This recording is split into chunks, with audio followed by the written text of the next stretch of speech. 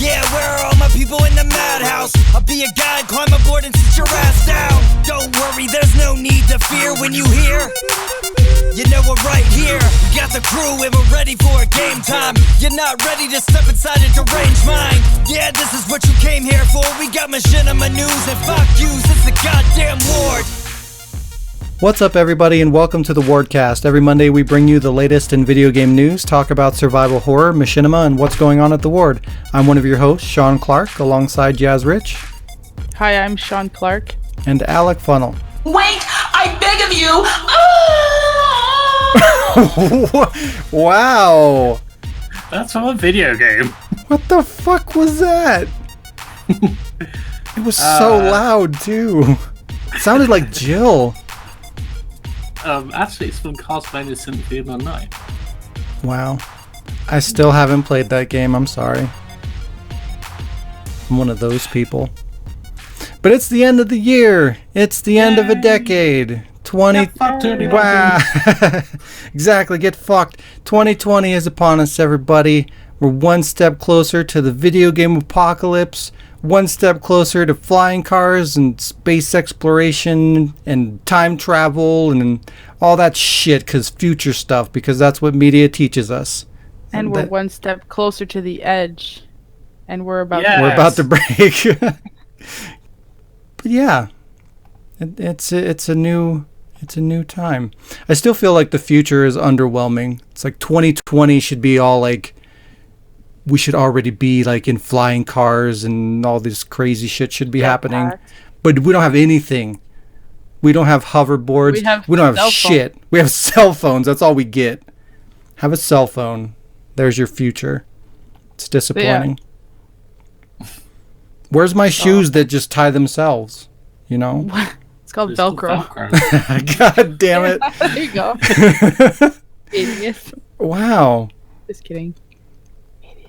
Baby Yoda. It's taking over the world. It's taking over the world. You can't take a step without hearing somebody talking about Baby Yoda these days. So, what does that mean for pop culture? Everybody's got to jump on board, right? Of course, because it's a trend. But no, it's because he's cute. Wow. What? No, it's a trend. Fuck you. But I guess technically Baby Groot started it. So fuck Baby Yoda. Wow. Putting that out there. But yeah, so who's next to take the plunge? Who's gonna do the next baby thing? Baby Chewbacca. Who's it gonna be? Yeah, I wouldn't be surprised. Well, Star Wars pretty much did it, right? There's this fucking, what is it, Babu Frick or whatever in the new Star Wars movie. Everybody's freaking out about that too. He was hilarious. It's a little baby alien mechanic thingy. He's like a Filipino or something. What? Wow. That's the vibe I got from him. Racism right out the gate. Just because he's short doesn't make him a baby. What? I just have a baby BB from Death Stranding. No, please. A mini baby. Baby Leon. Baby Leon. Baby Wesker. That's the only way to get me on board. That would be amazing. I would buy the shit out of that merchandise. He also uses the Force. What? Yeah, kind of. But the next baby craze will be coming from none other than the new Sonic movie. Baby Sonic. Baby Sonic. The Japanese trailer and poster have revealed Baby Sonic will appear in the movie. Yay. Oh, I thought you were like joking. No, it's real. Oh, fuck Sonic. It's fucking real. Baby Sonic is the next one. But again, I ask you, what is the appeal? Why is this so, like, why is this blowing up, the whole baby shit? I get that it's cute and whatever, but come on. What's the appeal? The fact that you don't have a real baby to take care of, so...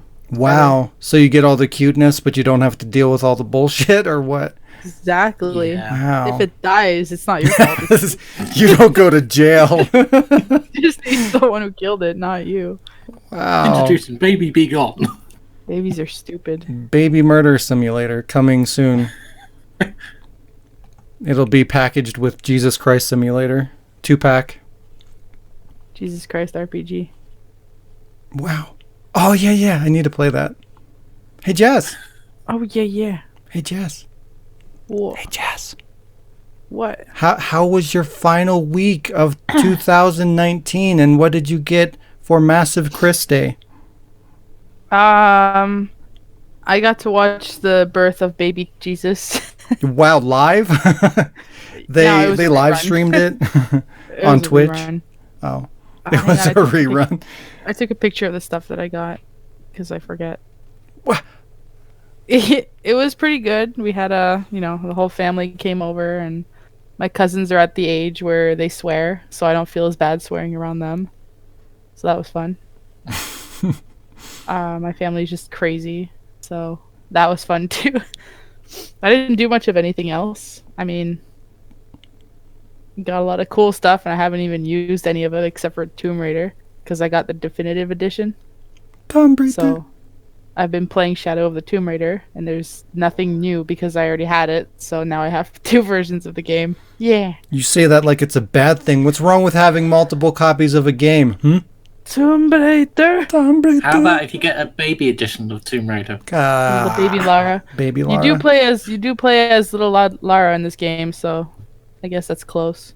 Can't escape it. It's everywhere. And not a baby. I called it Child Endangerment, the game, because you're just like climbing a mansion as like a 8-year-old or whatever. Can you jump off the roof? No, but you fall, so that's fine. She's like, "Yay, I'm tall, I'm strong. Oh fuck."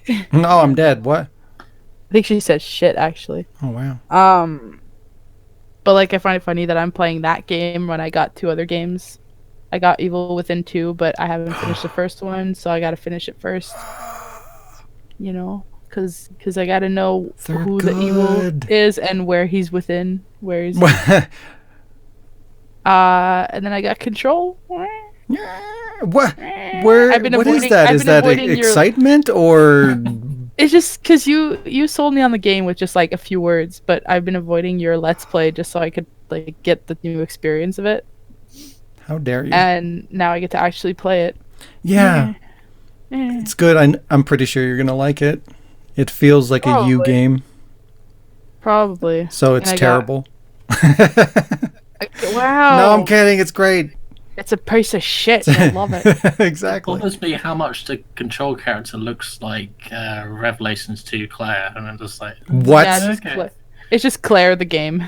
Yeah. She doesn't look like that. I also Claire. got the game called Claire. Actually, what? I bought Claire the game.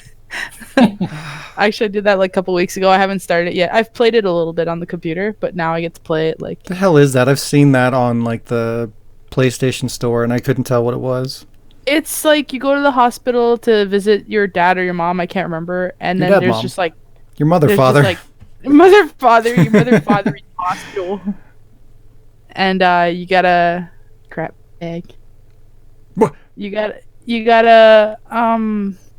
there's like darkness. There's a dog or something. I don't know if it's your dog or if it's just a random dog. I can't remember. It's the dog of darkness. There's like demons, and you gotta. Is it like a walking sim? Like what the fuck is it? It's I don't know how to describe it. Sounds great. it's like no, but it's like it's not a third person. It's like it's one of those games where you push the buttons and things happen. Side scroll, 2D, whatever. It's 2D, really? I don't know. Wait, I thought you said it was like third person. I'm so confused right now. Not what is this game? When did I say third person? I don't know. Maybe I'm making that up. I think you are. Drinking game, take a sip every time Shaun gets confused. Go. Oh, you're gonna be fucked up. Yeah, I'm just gonna keep drinking. Wow. Hang on. The kind of thing you can just sip and keep talking. I got other games, but they're not like video games. I got a board game. I guess I got one other game then. I got Die Hard, the board game. What the hell? Yeah. There's a board game for Die Hard? There's a board game for everything. Now I have Die Hard board game and I have a Titanic board game, so my life is officially complete. No, you need the Resident Evil 2 board game. Come on. No. I was gonna say Tomb Raider board game. Wow. Okay. I don't need the Resident Evil board game. Okay. That's fine. No, it's you play as John McClane and you have to stop everybody, or you play as a terrorist and you have to kill everybody. Either way, you win because you kill people. It's cool because the board has two sides, and you keep flipping it depending on what level you're on, of like which level in the building. So like the 30th floor or whatever. I don't know. I just kind of like looked at it real quick. What? And then I got a couple of movies, some coffee mugs. I'm gonna go faster for the second half. Some notebooks, some coffee mugs, couple movies. What is that? A chocolate bar. What is that? I'm looking at a picture. I can't. Yeah. And I got chocolate that I don't like, and I got gummy bears that I don't like. So. Wow. I already gave it away. What? Have for a Marmite first, and then send it to him. No. Marmite. Oh, I got maple Please. syrup. You reminded me of that. I got maple syrup and maple butter. Both of which are already all gone. Jesus. Yeah. Did you put it on anything or just like eat it straight? Oh, I had like 4 pieces of toast the day after Christmas. And just I fucking straight up covered it? Be honest, do you have any maple spread left? Hey, you shush your face. Yeah, because if you don't, that's exactly what happened. But other than that, I think the highlight of my Christmas day, well, like this stuff was really cool. But we did an exchange in my family, and You exchanged families? Wow. Yeah, exchange. Canada's weird. Get rid of those babies. It's a special exchange. And then if you do a Chinese exchange, well, that's different. No refunds. You gotta get a Chinese family and exchange them. It's really fun. We did like a $10 limit, like random things, and mine was just brownies, but I put them in a gag box of a cheese printer, and my entire family lost their shit over this cheese printer. Like they all wanted it, and they were all jealous of the person who got it. And then when I told them it was a gag box, they were like, "Now we have to invent this." So apparently the gag box gift was the real gift. I don't even know if my cousin liked the brownies, but it was pretty cool. It was lots of fun, and I haven't played anything because I was too busy not being near my PlayStation. Wow. Yeah. You didn't play anything? I played Shadow of the Tomb Raider, but I said that. I know you played at least one other thing.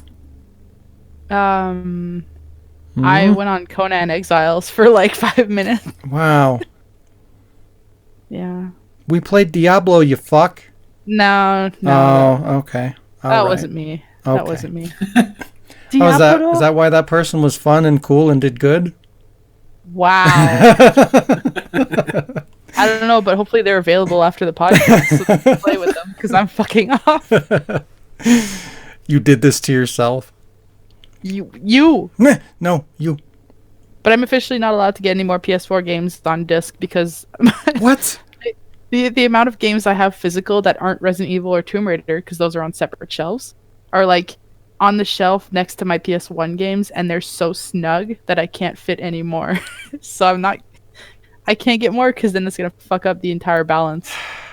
Just get another shelf. Yeah, exactly. You don't understand. No, you don't understand. There's no room. I have things piled up on the floor. Or just get rid of your bed and just replace it with more PS4 games. I have drawers. My bed has drawers in them, and they're full Put of games video in there. games. Good. Put more in there. They're like all of my N64, my Super Nintendo. Put them in the bathroom. Put them. There's probably games in there too. God damn it. How dare you say such slanderous shit to me? Not gonna buy any more physical games. Fuck off. Yeah, digital. Lots of space on my external drive, so. How about you, Alec? How was your week? Did you get gifts? Yeah, well... Physical ones? Well, yeah, lots of them. Yeah. I played a bit more MGS2, so I'm now 33% on the VR trophy bit on it, so yay. Wow. Wait, VR has trophies? So on MGS2, you have to get 100% complete done Oh, in VR. okay. I thought you were talking about the VR missions game, the PS1 game. Yeah, no. Okay, I was very confused. See, again, more consent. more confusion. Oh. I also played SmackDown vs. Raw, the original SmackDown vs. Raw, because the PS2 winked at me, and I'm just like, okay, I shall turn you on and It winked play a at you? game. It did. I might have been drinking at the time, but still. There may have been drugs. Yeah. That's not what the slot in the PlayStation's for, Alec. But I also played Resident Evil Ooh, good. Good choice. as me and Alex got it for Crimbo. So yeah. For other Xmas stuff, I got Resident Evil 4 on PS4. Yeah. Physical, right? Horizon- Yeah, physical. Yeah. I have that game on PS4 too. Do you? Digital. So you don't have it, Go on. okay. Go on, Alec! I got Horizon Zero Dawn. Oh, that Yeah. game's shit. Fuck you! Well, I At haven't least played it Alec yet. is cool. Did you get it on PS4, obviously? What? Oh yeah. No, he got it on fucking GameCube. With Alec, I have to ask. Did I fuck my console? Yes. Wow. The PS4 winked at me as well. So Baby PS4/Alec coming near you. Oh no. that's why it's a PS4 Pro. Anyway, I also got Our World Has Ended, which I haven't played, but it's on the PS4, so it's physically there, and I'm just like, okay. Wait, what? What is this called?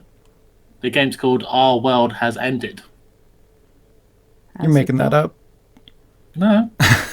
Just because you Sean, don't you have it sound doesn't mean it's confused. not Yeah. real. No, but I've never heard of it, and I've heard of everything. You're that kind of person. Wow. Have you heard you're an asshole? I have. Whoa! I also stole my brother's Boxing Day present, and that was Pippa Funnell's horse riding game on the PS2. Stole it for stupid reasons, obviously. You're gonna make a machinima with it? Yeah. Maybe. It's my distant cousin, Pippa Funnell. I mean, come on. Oh, okay, I get it. Oh, I see. Alex got me a Metal Gear Rex model kit, so it Ooh. looks awesome. But we haven't Metal started Gear yet. Rex? Yeah. T-Rex? And it Kinda. includes an armless grey fox figure, so it's like, Armless. ah. Nice. Yeah. I've also got a Solid Snake Amiibo. I weirdly got Nintendo Scope rifle for the Nintendo NES That's a random gift. and a gun for the SNES console That's as a cool. laugh. But the thing is, I don't have either of those consoles. What? Who gave you that? My brother, Lee. Thanks, Lee. Is he like forcing you to collect things that you're not collecting, or what? Who knows? You have to ask him. Hey, you mean you don't have one of these? Wow. I also got 2 copies of Detective Pikachu and 2 hats. One for Linkin Park and one for Detective Pikachu. And I also had a pizza for Christmas dinner because fuck roast, and I finally saw Mummy kissing Santa Claus underneath the mistletoe last night. She didn't see me creep down the stairs to have a peep. She thought that I was tucked up in my bedroom, fast asleep. Then I saw Mummy tickle Santa Claus. There you go. That's my week. That's like the creepiest song ever. It is really disturbing. I was like, are those the words? Because that's creepy. Yeah, I mean, well, it's sung by Michael Jackson, so, you know. Oh, there you go. It's all By a become baby clear. Michael Jackson. Oh, Maybe of Michael course. Jackson. Yeah.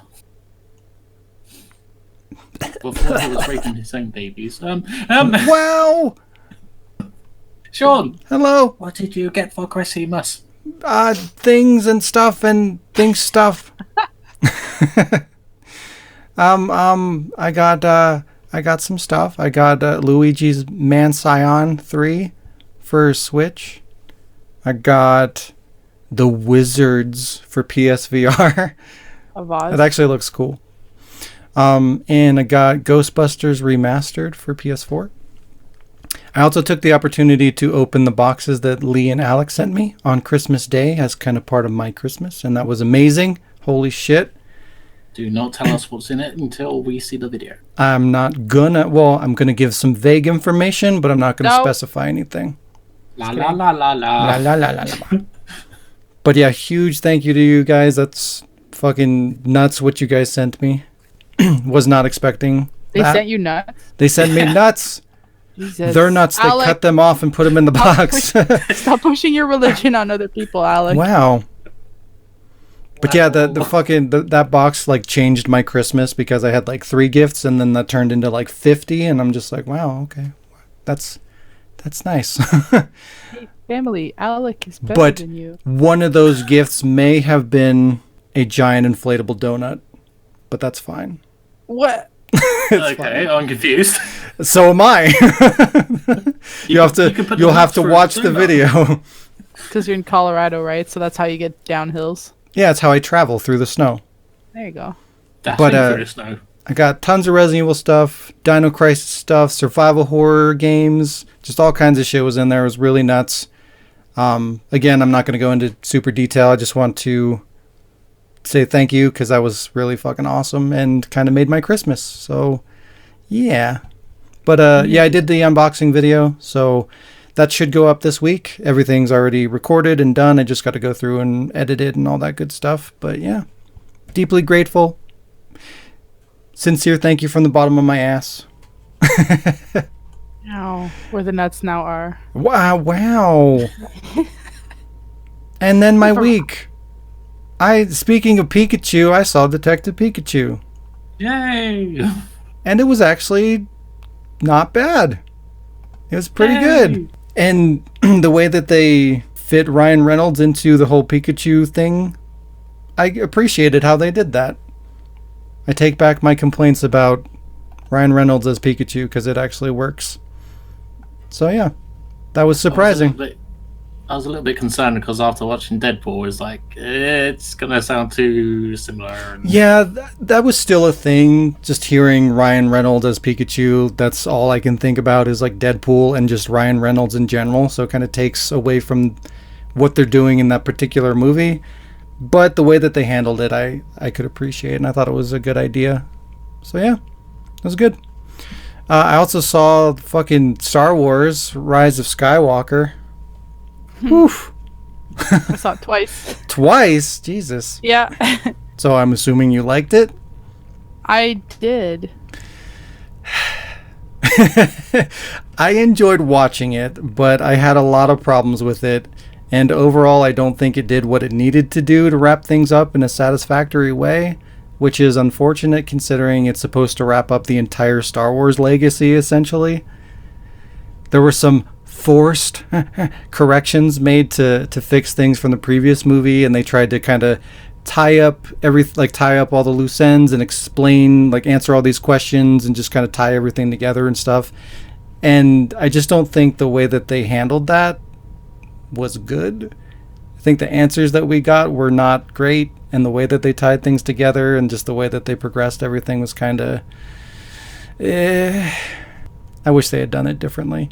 But it was enjoyable. Like, it was worth watching, and I'll probably buy it when it comes out. But I don't know, J.J. Abrams coming back to kind of fix things, I had a little bit more hope that it would just be better than it was, I guess. I don't know. Looks like you need to get a new hope now. I guess so. Gotta go back to the old movie. So you're satisfied with the way that they ended everything? I thought they ended it really well. They explained some stuff that you're sitting there going, what the fuck? And then it's like, oh, okay. I guess that makes sense. But there are some stuff from I didn't like the second movie really, but there are some stuff from there that I was like, are they not going to touch that? Okay. Well, so it's fair to say Shaun was confused by Star Wars? I wasn't confused. I just didn't like what they did. Just Yeah, I'm drink, still Alec. drinking. Yeah. He's just looking for reasons. Excuses. To get away from the negative. Wow. That's something we got to do in 2020. We got to get away from all the negativity and drink too. Like every fucking podcast, there's negative news, and I'm bitching about something because I hate everything apparently. I just have high expectations, and I want things to be good, and they're not. It's not my fault. I'm officially calling 3PO Alec Robot though, because Oh, I made me did. think of you in this movie. I did like that little robot thing that they. Oh yeah, Yeah. the autistic robot. Yeah, that was amazing. That was like my favorite part. Autistic. Robots on the spectrum. What now? Yeah, so that was a thing. I finished the Witcher series. I thought that was really good. See, positivity. Not everything's bad, though it could have been better. But it has a chance to grow in season 2. It has a solid foundation to build on, so that's exciting. But apparently critics are blasting the show for like no good reason at all. Some of the critics they're reviewing it and they're just skipping episodes. Like one of the critics said, I just started at episode 5 and it's bad. Like how do you skip half the show and fucking give it a rating? What the fuck is that? Yeah, it's bad. It feels like there's stuff missing. That just came out of nowhere. Fucking ridiculous. WWE Raw lately. Wow. But yeah, it's just, and there's just a lot of reviews that are like that are just, you can clearly tell that the people that are doing the reviews are not into that theme. Like they don't like fantasy, they don't like video games, they don't like any of that shit, and they're just like, it's fine if you like fucking. One of them said if you like D&D, you know, whatever. It's like, what the fuck? Basically just kind of shitting on the D&D fans and saying it's just some garbage for people that play that kind of shit. So like those are the people that shouldn't be reviewing content like this. So They're biased. what the fuck? Yeah, they're obviously going to be biased. They're going to automatically not like it from the get-go, and then they have to be turned around essentially. You should give it to people that like that kind of content and can review it and appreciate it for what it is, and apparently that just wasn't the case for the majority of the reviewers. But the I think the Metacritic was in like the 58 or 52 percentile, and the fan reviews were in like the 90 some odd, like 92%. So clearly like people that are into that kind of content, that like Witcher, that like fantasy, really enjoy it, but the critics just aren't giving it a chance, or the wrong critics are reviewing it. So that's unfortunate, but it's more important for the viewers, like the viewer base, to enjoy it, because those are the people that are watching it or buying it, and that's gonna, that's what the content is made for. So I guess it's okay in the long run, but it's just disappointing to see it getting bad scores by critics for no good reason. That's just fucking stupid. I'm glad I don't listen to critics, otherwise I'll never buy anything. I mean, I do just to see what they're saying, but that's never influenced me on a personal level. It's just kind of getting that perspective just to kind of say like what are the critics saying, just kind of to know. But if it's something that I'm interested in, I'm going to buy it anyway. I'm going to play it anyway or watch it just because this exact reason, opinions are opinions. Everyone's going to have a different opinion. So the world could hate something and I could love it. So, but whatever. It's good. It has potential to be better. I love The Witcher. So yeah, it's good to see it not suck ass like Star Wars. What else did I do? I didn't play much this week. What? I could just, every time I listen to the podcast with Alex, he says something like, "Oh, I hate Shaun for saying that," so I could just visualize him saying that. Like Wow. Said, I was like, okay, here we go. I hate things because I care. Okay? I could just be like, whatever. I didn't even watch it because I don't care. But I do watch it and I give it a chance and I want it to be good. And my overly optimistic intentions or whatever are just, they're bringing me down, I guess. I'm expecting too much and hoping for it to be better than it's going to be, and it just brings everything down, I guess. And then I complain, but I don't want to be negative. I want things to be good. But again, I complain because I care.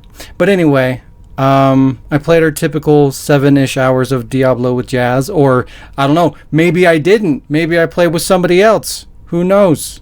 But you don't know nothing. I think we beat the game. I couldn't really tell because we're skipping the story. But I think we're playing the DLC portion now, so that's going well.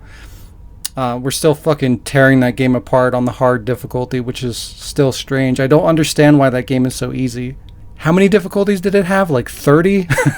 So Yeah. eventually I'm assuming it's going to get hard, but it's weird, Playing it on hard and getting like no challenge is just kind of a strange concept to me. Just getting money and loot. Hey, fuck you. I get loot. I don't get money. That's your problem. Wow. You're right. But it's not my fault. The game hates me. I played some Teppen.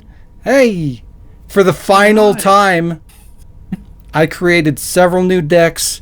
I tried new strategies and proceeded to lose a stupid amount of times in a row to the point where I wanted to throw my goddamn phone out the window into oncoming traffic. So I just deleted it. I said, fuck it, I'm done. No more. It's gone. It's not on my phone anymore. Yay. There you go. No more Teppen. Just gonna No. reinstall it. No, I won't. Cause I'm pretty sure it deleted all my information with it, so I would have to start over, and no. Not gonna happen. It's probably stored online somewhere, but still, no. I'm done. I can't take that game anymore. I'm gonna start bringing my Vita to work, and I'll play real games. Yeah. But that's really all I played this week. Not a whole lot. There you go. Boom. You can go. What? You can go. Ningo? That's the way you said it. Ningo. Ningo. Ningo. It's time for basically no news.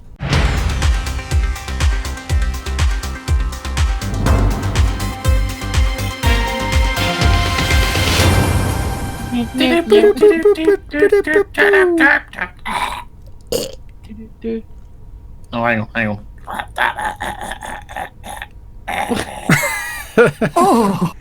Wow. Oh, I've got even better one. Hang on. There we go. The fuck is It's that? like zombie orgasm. Anyways, 3 tiny items on the docket this week. It's that awkward time between Christmas and New Year's where there's just there's not jack shit for news. So yeah, this will go quick. First up, The Witcher 3 gets a resurgence of players. Yay! Nobody gives a shit about The Witcher except for me, but that's fine. Cool too. Wow.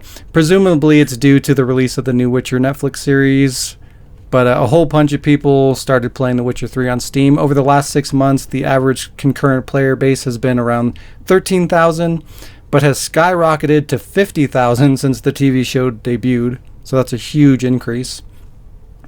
And I can vouch for this because after watching the show, I've really been wanting to jump back into The Witcher and get back into the DLC that I never got around to, because I think I hit like 180 hours in that fucking game and I just had to stop because it was absorbing my life.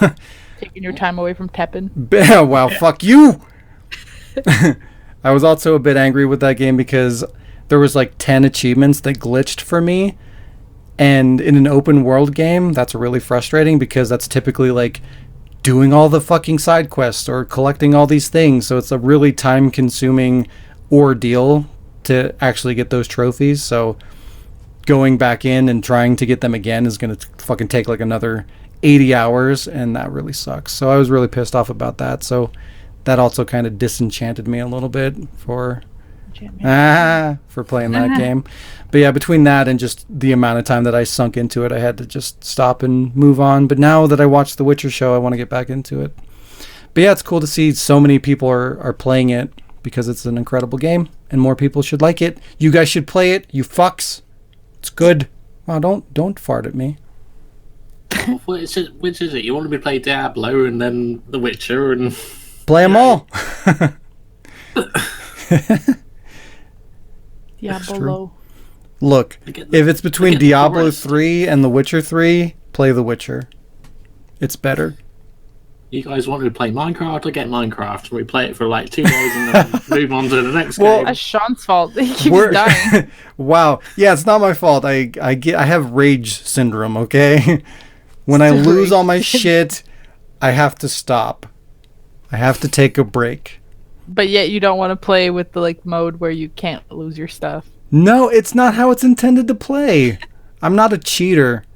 Wow. I have standards, okay? I'm a businessman with standards. Fuck. We'll go back to Minecraft. Number 2. Nothing. No. Oh, okay. Redbox no longer rents video games. What the hell's Redbox? Exactly. I knew that was going to be the response. I had heard of it. It's basically just like a kiosk that they put in front of like grocery stores and What's a kiosk? restaurants and shit like that, where you can just like, it's an automated thing where you can rent movies and games and shit like that. But anyways, they rent physical discs instead of digital stuff, basically. You know, back before digital took over, you actually had to go to a place and rent a physical item. Don't you, boo? So it's pretty much Blockbuster. Essentially, but there's no people. It's just an automated system in a box. Hence Redbox. Okay. And the box is red, so there you go, Redbox. Nailed it. Whoa. Exactly. But Redbox has been one of, if not the only places to rent video games outside of the internet, and even the online options are pretty much nearly non-existent at this point. Like, there's not a lot of places where you can rent games at all anymore. So it's kind of disappointing to see this disappear. Not that I used it very often, because I can't even play the games that I buy, but that's not the point. It's nice to have the option to rent something. Like, I rented Death Stranding. Like, it's nice to have that option out there, that if there's something that I do want to play that I'm not sure that I'm going to like, I can rent it and try it out before I buy it. It's nice, but that seems to be disappearing more and more. But Redbox has discontinued game rentals at their many kiosks found, again, near restaurants and grocery stores. However, as a result, they are having a huge sale on games to clear out their inventory, so you can go to the kiosk or go to their online website and buy them there. And they're doing like up to 75% off of their games. So it's a great opportunity to get some deals, as long as you're okay with getting only the disc, because if you go to the kiosk, there's only the discs in the machine, so you're not going to get a box, you're not going to get a manual. Not that they make manuals anymore, but you won't get a box for it. It'll just be the disc. If you buy it online, I think they might mail you the box and the manual if there is one, but I'm not sure. That's just a guess, because I'm assuming they keep some of that shit in their warehouse, I would hope. But who knows? I'm sure if you go to Game Shop or something, they can print you a cover of the disc. Well, I mean, technically you could do that if you wanted to, but No. Leave the professionals. wow. I've never seen a game store that offers that service. Maybe there's a website or something. I know people make replacement boxes and inserts and stuff like that, so you could do that, I guess. Shaun, What? this is how we get millions. We set up a store where we do the exact same thing we just talked about. Make game boxes? Yes. Just Yeah, have a printer. yeah. When nobody's buying physical games anymore, that sounds like a great idea. Wow. But yeah, Don't be negative, Shaun. You have to be positive. Be positive I'm next year. trying. Come on. I'm Think of maybe the good things maybe that that can. should be my New Year's resolution, to be more positive. Yeah. But that means being less passionate, because the only reason I'm negative is because I care about these things and I want them to be good. Just stop disappointing me, people. Be more like Resident Evil 2 Remake. Make me happy. What? What is that?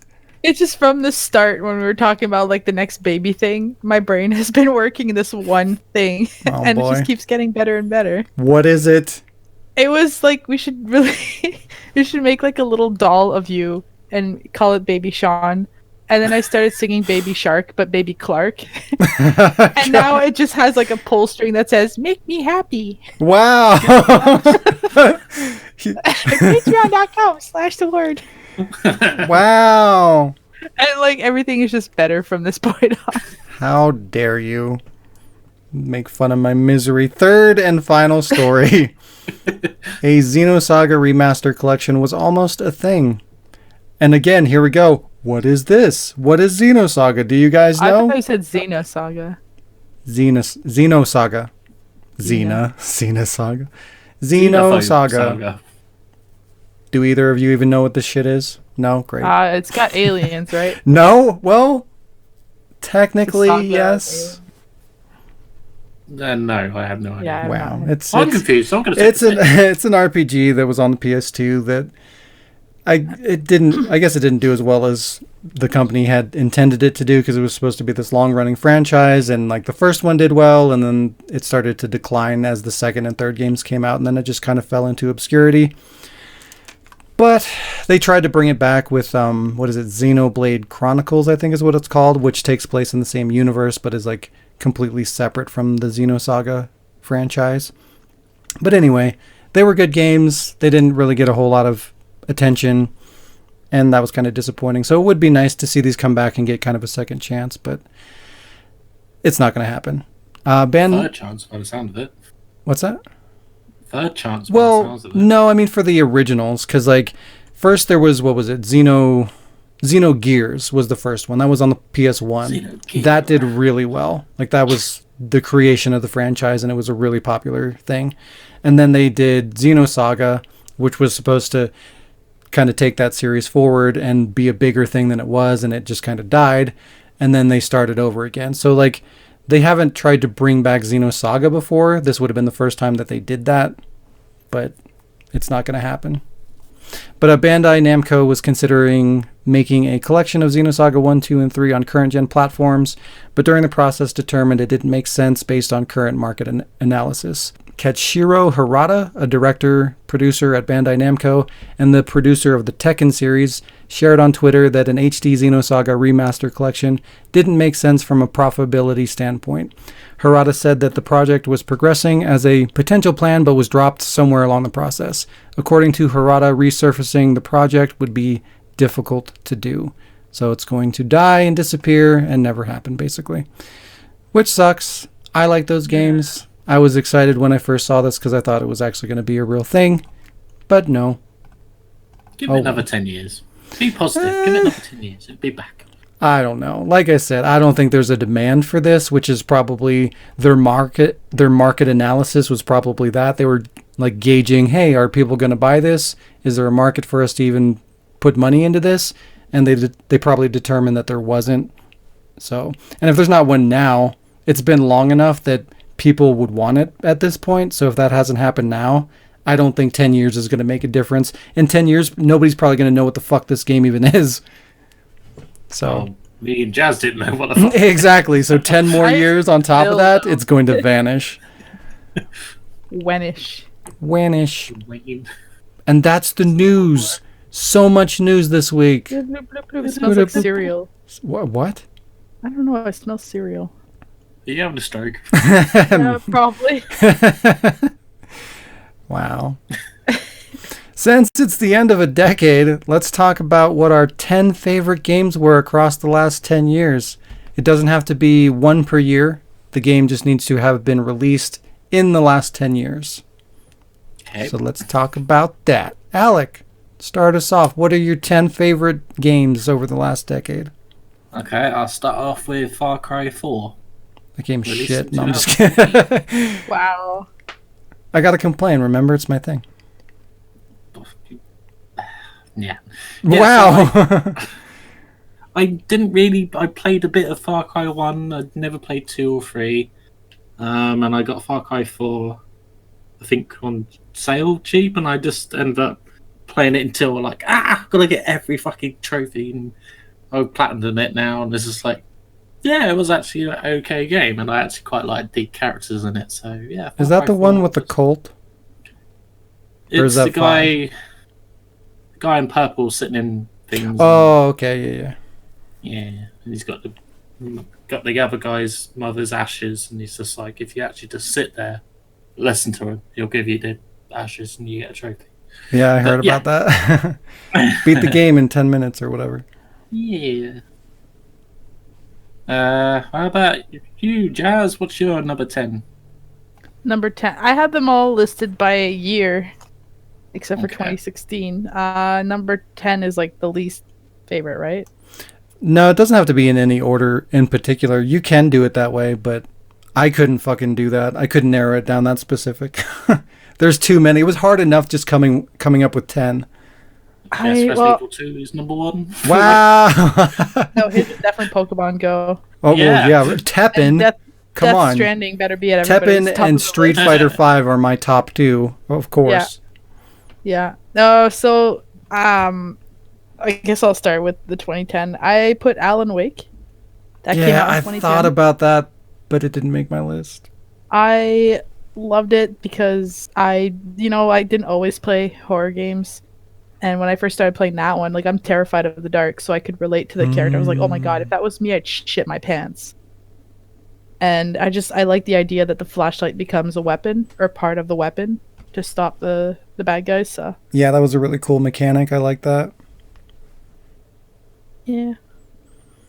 I haven't played any of the DLCs though, but I do have the book, so you know. Wasn't there only one DLC? Or what? Oh no, there was two. Oh my god, I There just was realized I never American played them either. Nightmare? Well, American Nightmare was like a almost a Pile of sequel. garbage. Like it's not a true sequel, but it does take place after the first one. I don't know, it's weird. But yeah, it was kind of garbage. It felt almost like it felt like a DLC basically, like a really small DLC. It didn't really matter. It was fine. What about you, Sean? What's your top 10 or the Wait, Number 10. bottom of your list? mine are in no particular order, but Can you the just first name one, I'm gonna. God. Eh. My first one is Resident Evil Remake Remaster. Because it's something that I've fucking wanted for ever, pretty much since the 360 and the Xbox, or the 360 and the PS3. Yeah, the remaster. I was like, that's way older than 10. Because like I always Yeah, I wanted thought them. that. No, the remaster was really cool because it's what I've always wanted. It's old school Resident Evil updated with trophies. Like that's all I've ever wanted. Like they could have done that with Resident Evil 2 and I would have been satisfied. I'll take the remake. I'm very happy with that too. But like I want them to release all the old school Resident Evils as they are, clean them up as best they can, and just give them trophy support to give me another reason to run through them. And this was exactly that. And before this came out, I just assumed it was never going to happen. They figured that there was no interest in, releasing something like this, so I just figured I would never get it. So when it came out, I was super hyped. I really enjoyed it. I played the shit out of it, and it was great. So I hope they do more things like that in the future, like they did with Remake and Zero. But yeah, that was great. Like, That's my That's 10. really confused me because I actually looked it up. I had to look it up, and it's like Resident Evil Remake came out in 2002. Remake Remaster. yeah. But I'm not.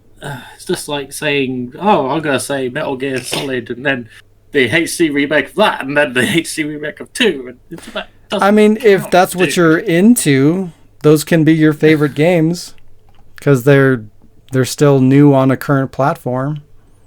I'm confused, Drink. And What? and it wasn't just a port. They did clean it up. They made it run smoother. They updated the gameplay scheme and they added trophies. So like they did enough to it that I feel like it counts as a new game. Okay. Right. Shall I say number 9 then? Yeah, go for Number it. 9. Okay. Hitman Absolution came out in 2012. Ooh. What else you think of Hitman? I kind of fell off of Hitman. I really, really got into Hitman, I think 2. And that was the only one that I really played a lot of, but I really fucking liked it. Like it was one of my favorite games at the time, I think. But for some reason, I never got back into it. I continued to buy them. I have them all. I haven't played any of them. But yeah, I do want to get into the new Hitman 2 and Absolution. I heard they're all really good. I haven't played Hitman 2 yet, but not the newer version of Hitman 2. But yeah, Hitman Absolution for me, story-wise, and that was quite fun to do, and I have to admit, Blood Money was more fun with actual terms of missions, but yeah. Yeah, I heard Blood Money was like the best. Everybody talks about Blood Money when they talk about Hitman. So is Absolution like a reboot, or is it actually a sequel? Or No, it's kind of like it takes the events of all the previous Hitmans and then Hitman. it has a follow up. So you have Agent 47 and her handler that's always been in every single Hitman game, and the agency is against the former handler. Can't remember her name. And so Agent 47 has to kill his handler. So there's a lot of handling going on in this game. yeah. Hitman handling. Handle man. Wait. Absolution handling. But yeah, it's a good story. So I Handling. definitely recommend it. Awesome. Nice. Jazz, number 9. Number 9 is also from 2010, Halo Reach. I spent a lot of hours on that. I mean, when I started playing Halo in high school, it was Halo 2. But when Halo Reach came out, it gave me the option of more customizing my Spartan, which is, character customization. That's how you get me into games. And we spent a lot of time just fucking around on that game. So I put it on here just to give myself 10 games. Wow. Well, I have I mean, I have 13, but 3 of them I grouped together, so I have 10. Is it like a collection? No spoilers. Shaun, Hello. number 9. You'll never guess this next one. Pepin. It's gonna shock everybody. 2.0. Resident Evil Umbrella Corps. No. Resident Evil 2 remake, of course, had to be on the list because it's fucking amazing. I feel like it's one of the best remakes ever fucking created. I think the only one that beats it is the first remake, which is also obviously on my list. And Resident Evil 3 remake will not be on any list because it's garbage. So I'm going to savor this one. That's next decade's garbage, so there we go. This one just still kind of blows me away just because my expectation, we were just talking about me like over expecting things from games and them under delivering. Like I was positive this would have been that situation because my hopes were so high and I just assumed there was going to be no way they were going to meet my expectations and deliver on everything that I was expecting. But for the most part, they did. There was a couple things missing, but overall, I mean, they just fucking nailed it. It looked incredible. It played great. It stayed true to survival horror, even though they changed up the gameplay. They kept a lot of what the original had. It was just amazing. It's the perfect example of what a remake should be. So fuck you, Resident Evil 3 remake. You're a piece of shit. I hate you. See, I got to throw in my negativity in there too. Can't be all positive. Hashtag not my nemesis. Not my nemi sass sis nemesis. Alec. Yes. What is your number 8? Number Whit. What? Number Wait. 8. Well, I'm gonna say Pokemon Go. So released in I'm leaving. 2016. Bye. No, for me, it's really a fun game when I'm not at home, when there's no consoles to play, or I'm around a stranger's house, or I'm robbing a bank. It's just good to play Pokemon Go on the go.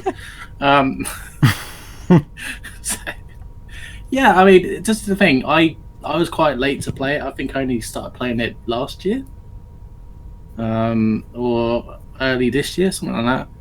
And I've been like, I need to get all 151 Pokemon. I still haven't got all 150 original Kanto Pokemon, but I still want to play it, and it's still fun to me. But yeah, Pokemon Go. Pokemon Go. Go fuck yourself. No, I'm kidding. Pokemon Go fuck yourself. You know what?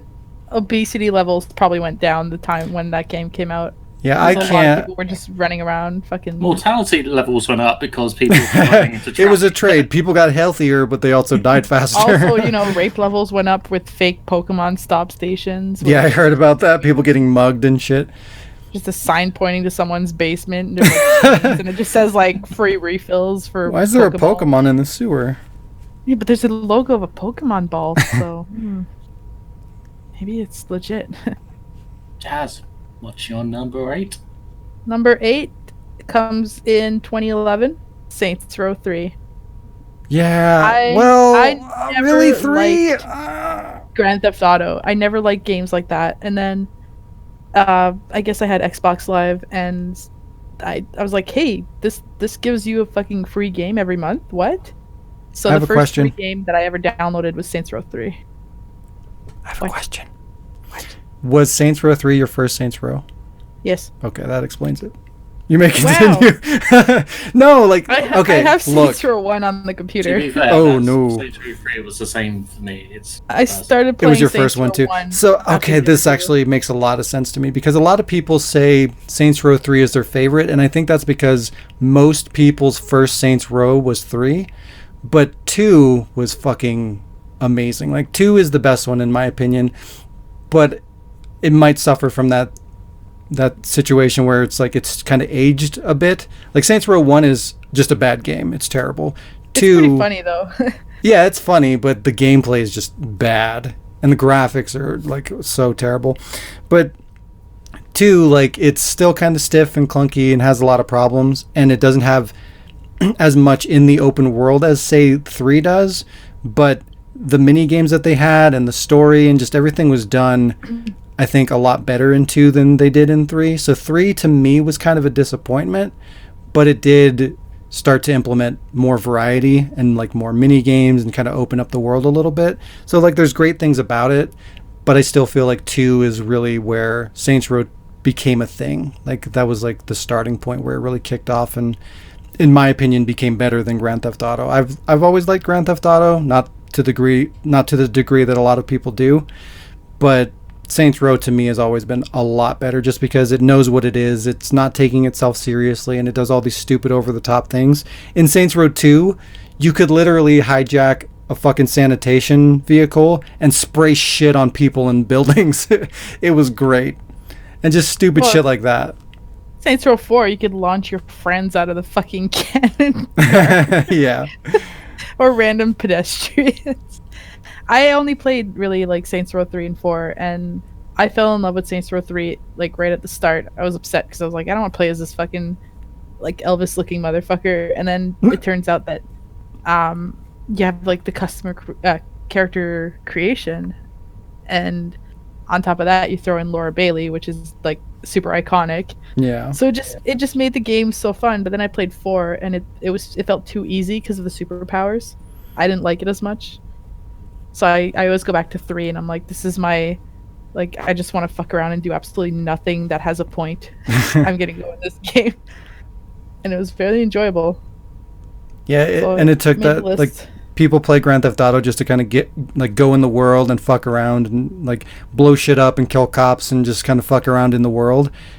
Saints Row does that so much better. They give you way more tools to just kind of fuck around and be an asshole and I feel like Saints Row is get a more, dildo, smack people in the face. like, it's comical and it's less like gangs and beating the shit out of people and stealing cars and that's the thing, it is that 100%, but it doesn't take itself comical. it doesn't take itself seriously. It's making fun of itself in that regard. Like it's Yeah, doing that so same thing, but it's a joke, which is amazing. Like I feel like if I had like a younger sibling or kid or something and I had the choice between those two games, I'd be like, no, you're playing Saints Row. Yeah. Because like I don't want you playing GTA. But yeah, it made the list. Good. Shaun, Hello. back to you. Back to motherfucker. wow. My number 8 is Metal Gear Solid 5. Ooh. The Phantom Panini. That game came out almost fucking 5 years ago. That's crazy. That shit came out in 2015. That seems weird to me. It seems like that game is still relatively new, but apparently it's not. What is time? Where does it go? Who knows? What is time? But Metal Gear Solid 5 is kind of a mixed bag. Like, as a game, from a gameplay standpoint, and like just an open world gameplay experience, it's one of the best out there, period. There's just, it plays so good. It couldn't play any better than it does. And there's a lot to do in the world, and it's fun to play. The story, however, if we were just judging it on the story, it wouldn't be on this list. The story's okay, it's fine, but a lot of people know the issue with that game and the whole Konami Kojima issue, and like it's an incomplete game and it's missing some of the story and it's got holes in it, and what's there is just kind of messy and weird, and just the idea of what the story is to begin with doesn't even need to exist because it's a prequel explaining things that we don't even really need to know. Like, it's nice to have it, I guess, but it's just not even necessary. But just the game itself is incredible, except for the goddamn, what was it, forward operating bases? Was that what it was called? That whole online defense thing where people could come and attack your base and you had to defend and shit. I hated that. But everything else. Metal Gear Survive. Huh? You sure that wasn't Metal Gear Survive? No, like you had your forward operating base, I think is what it was called, and you like set up defenses, and you could have your base attack other bases, and other bases would attack yours, and this would kind of happen when you're playing the campaign or when you're offline or whatever. I didn't like that. I don't like that they force some kind of like online functionality or multiplayer stuff into games where it doesn't belong, and I felt like that was kind of one of those instances. But again, just from a gameplay standpoint, such an incredible game. I loved it. I platinumed that game, and I played it on Xbox, so I 100%ed it. I got all the achievements, and that was a nightmare, but it was enjoyable. It was just a lot of hard work, but I enjoyed doing it because the game was just so phenomenal. Phenomenal. Oh, and also, I don't like that David Hayter wasn't in it. That really bothered me. I like Kiefer Sutherland a lot, but it's not Snake without fucking David Hayter. How could they do this? And they crushed his spirit. Bunch of David Hayters. I can remember when I first played it, and then there was like conversations with Big Boss and Arcelot and someone else, and you just think, I can't tell who's saying what. I mean, who's it coming out of? And it's like they all sound like each other. Yeah, and it's a weird thing. If you've been playing Metal Gear Solid since the first one, you're so used to that voice that any other voice, no matter how good or fitting it is, coming out of that character is just automatically weird and wrong. What? What? Claire. Wow. Yeah. Everyone's giving me shit for not liking the new voice actors. It's not the same when it's not Alison Court. That's exactly the point. Like when you're so used to one character. Yeah. It's the Claire effect. The Claire effect. Yeah. Though, Yeah. to be fair, David Hayter has been that character more times than Alison Court had been Claire. That's not her fault. What? I'm just saying, like, there's more games, more experiences, and plus more dialogue. Like, you spend so many hours collectively listening to David Hayter speak as Snake because those stories are so dense that you hear it, like, it's in your brain forever because you've just heard so much of it. Like, there's not a lot of story and dialogue happening in Resident Evil, but with Metal Gear, that's all the fucking game is. You're just hearing talking. So it's a bigger deal because you're so used to hearing that. Unless you count Dark Side Chronicles, because they don't shut up the entire time.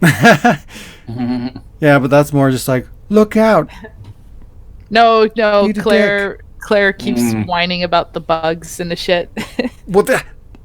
Which is really entertaining. At the same time, it's like, oh my god, shut up. Shut up.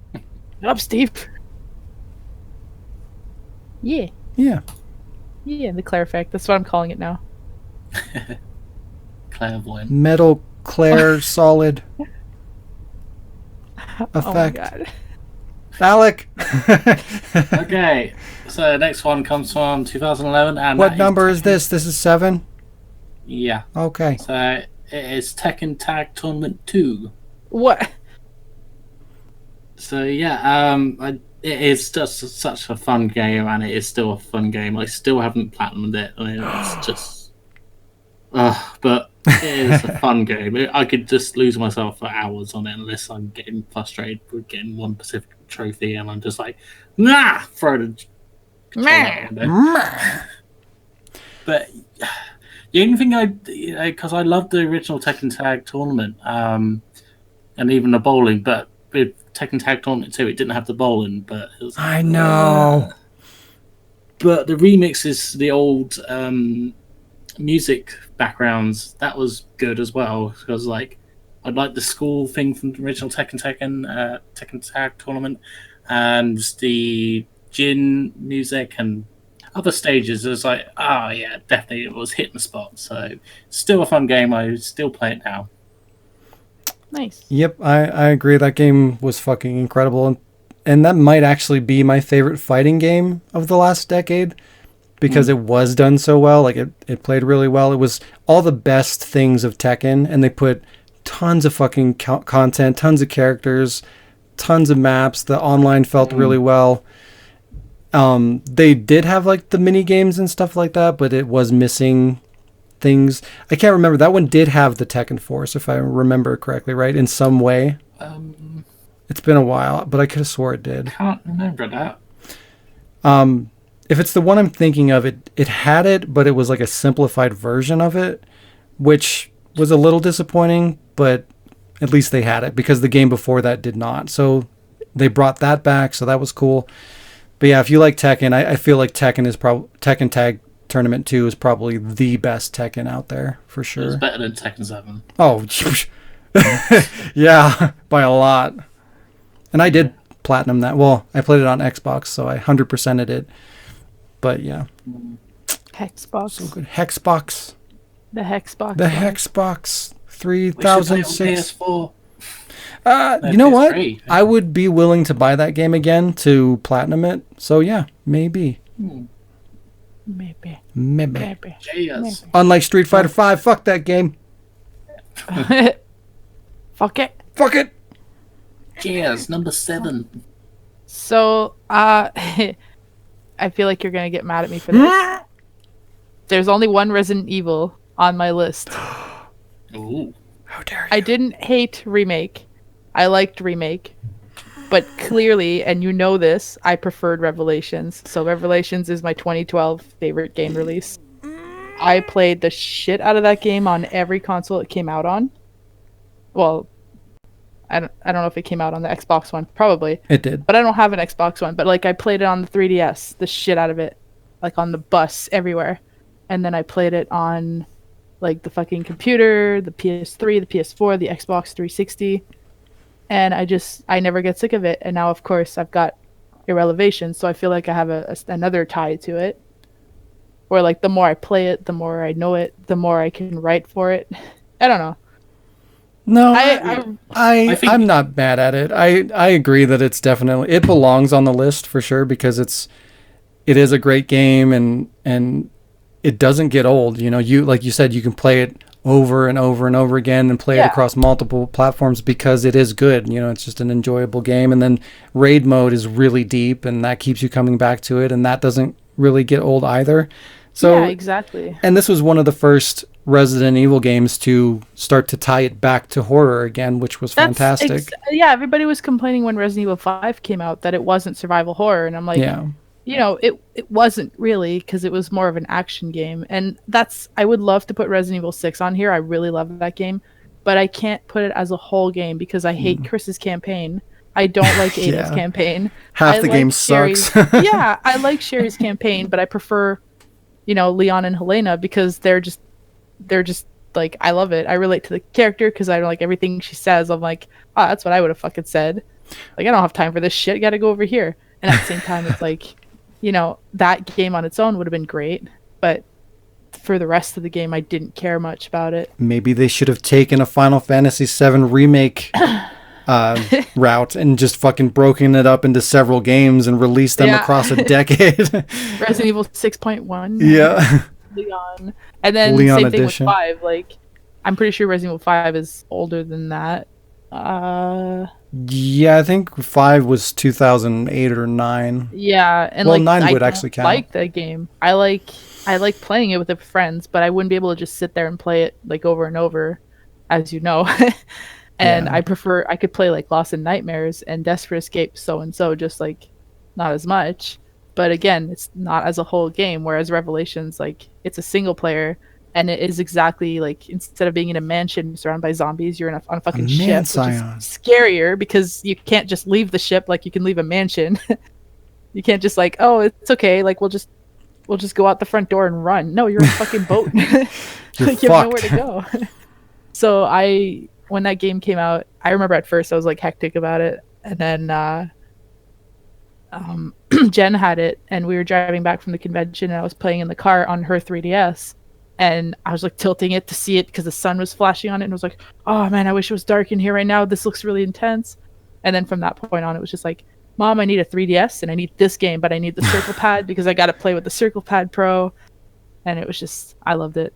So that, I knew that was going to go on here. And you played that first on DS, you said? 3DS, yeah. Okay, good, yeah. Me too. When it first came out.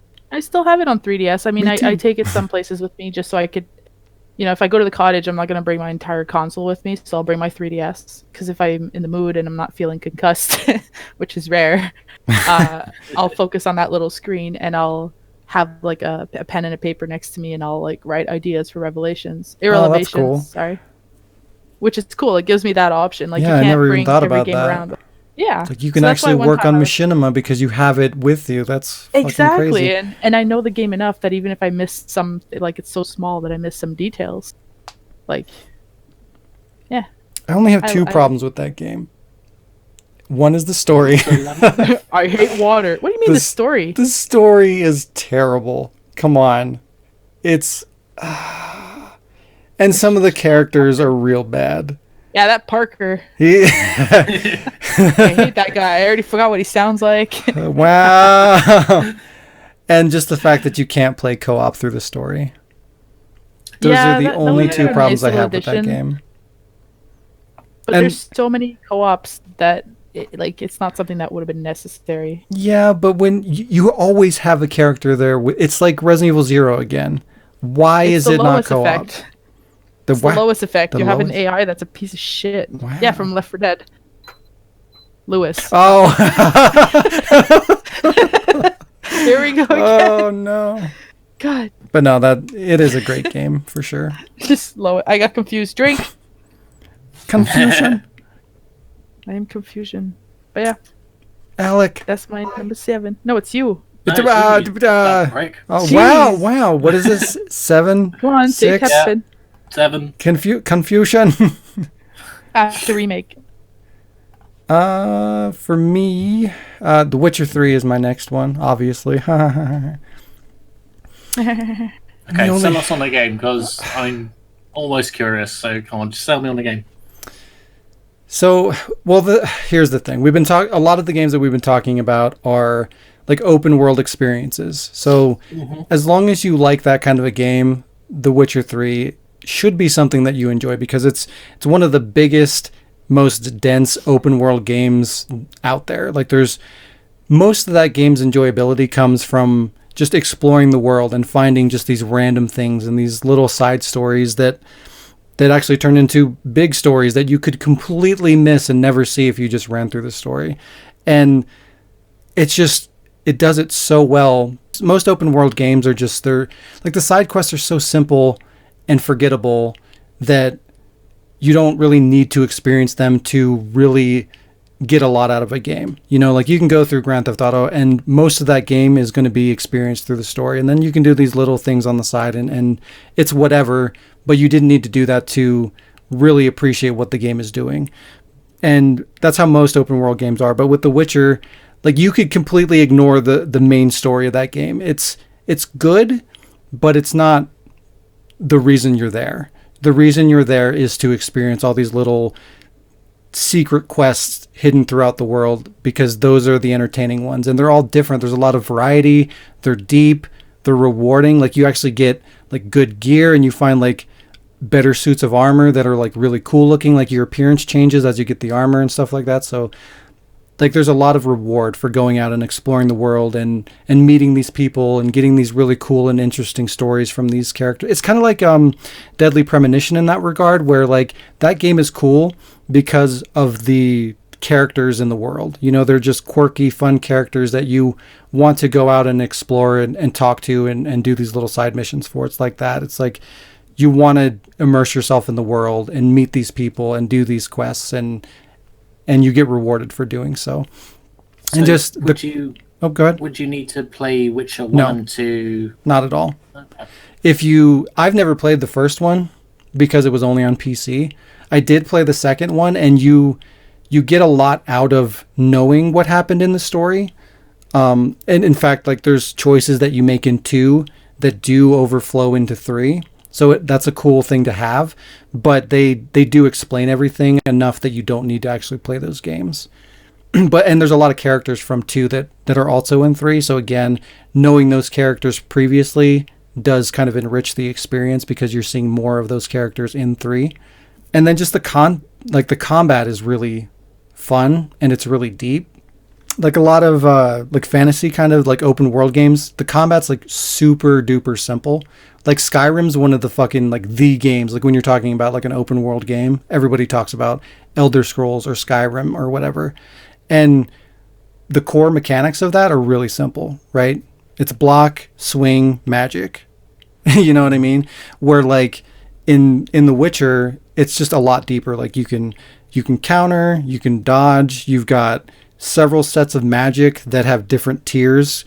Some of the stuff that you use for combat also influences other aspects of the game. Like there's this one ability where in combat you can like control people's minds. So like that can mean you can either paralyze somebody or you can like mind control them so that they fight with you. And that ability also works when you're talking to people, like in conversations, like you make choices and stuff like that.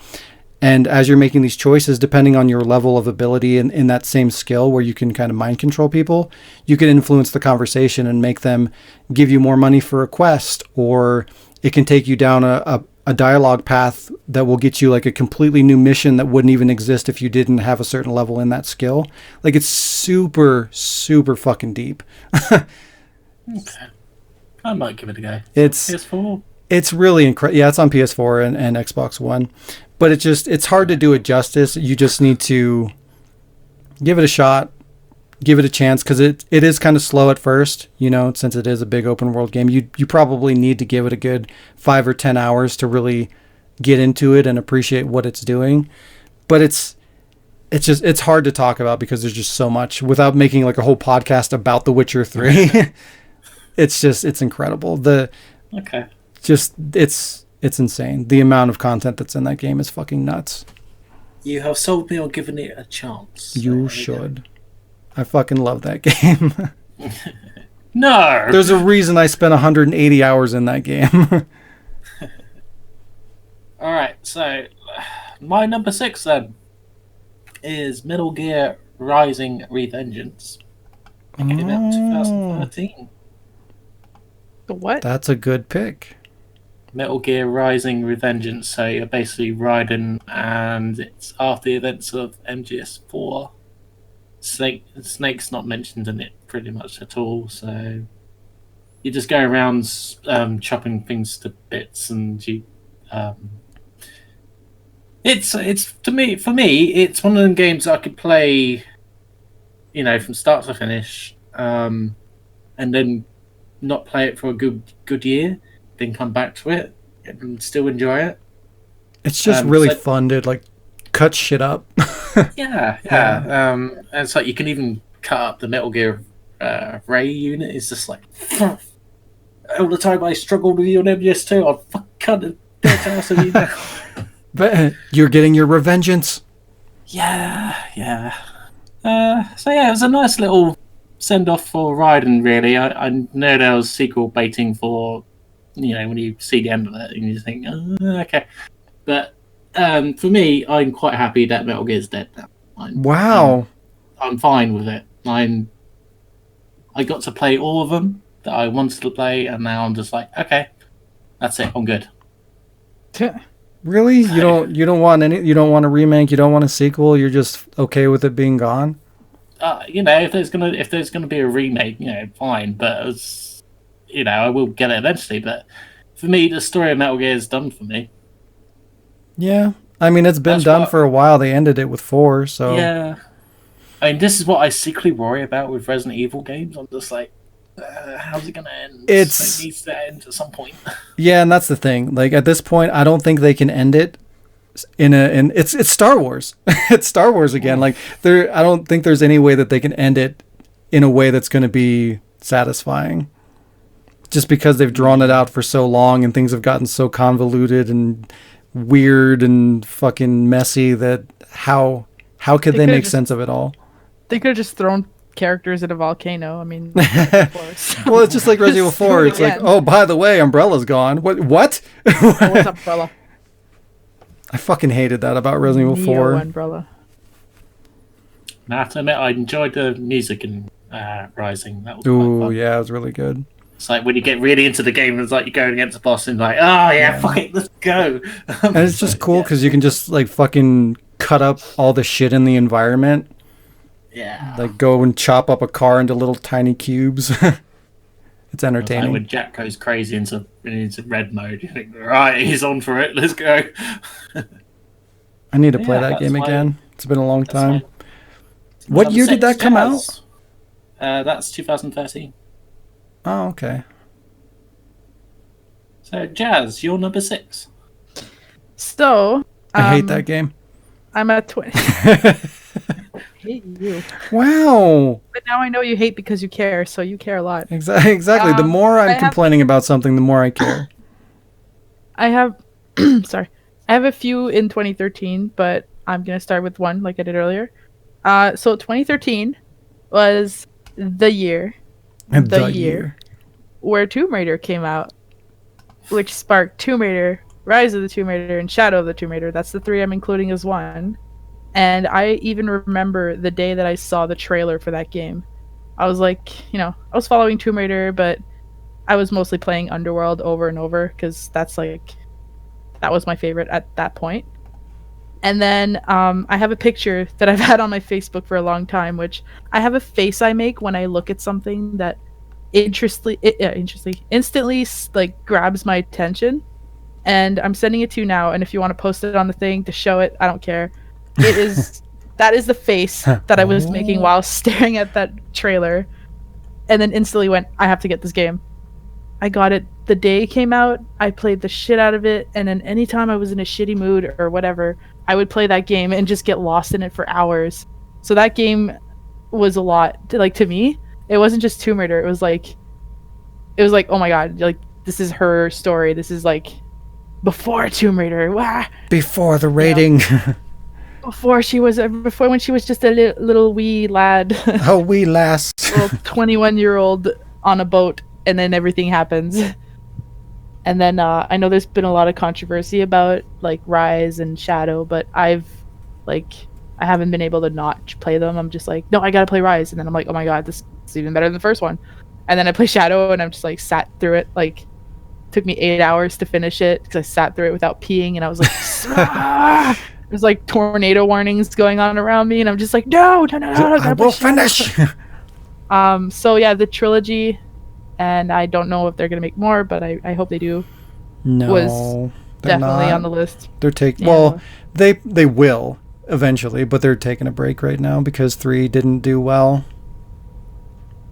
3 didn't do well, but Or Shadow. I'm still playing it excuse me. now. It's on pause right now.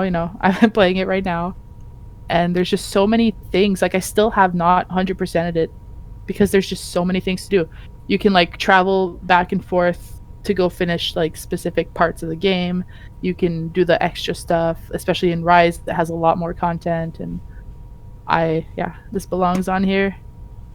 And I wish I could put it on more than 3 times. Yeah, But 2013 was the year. the only real complaint that I really heard about them is just like kind of what is the point?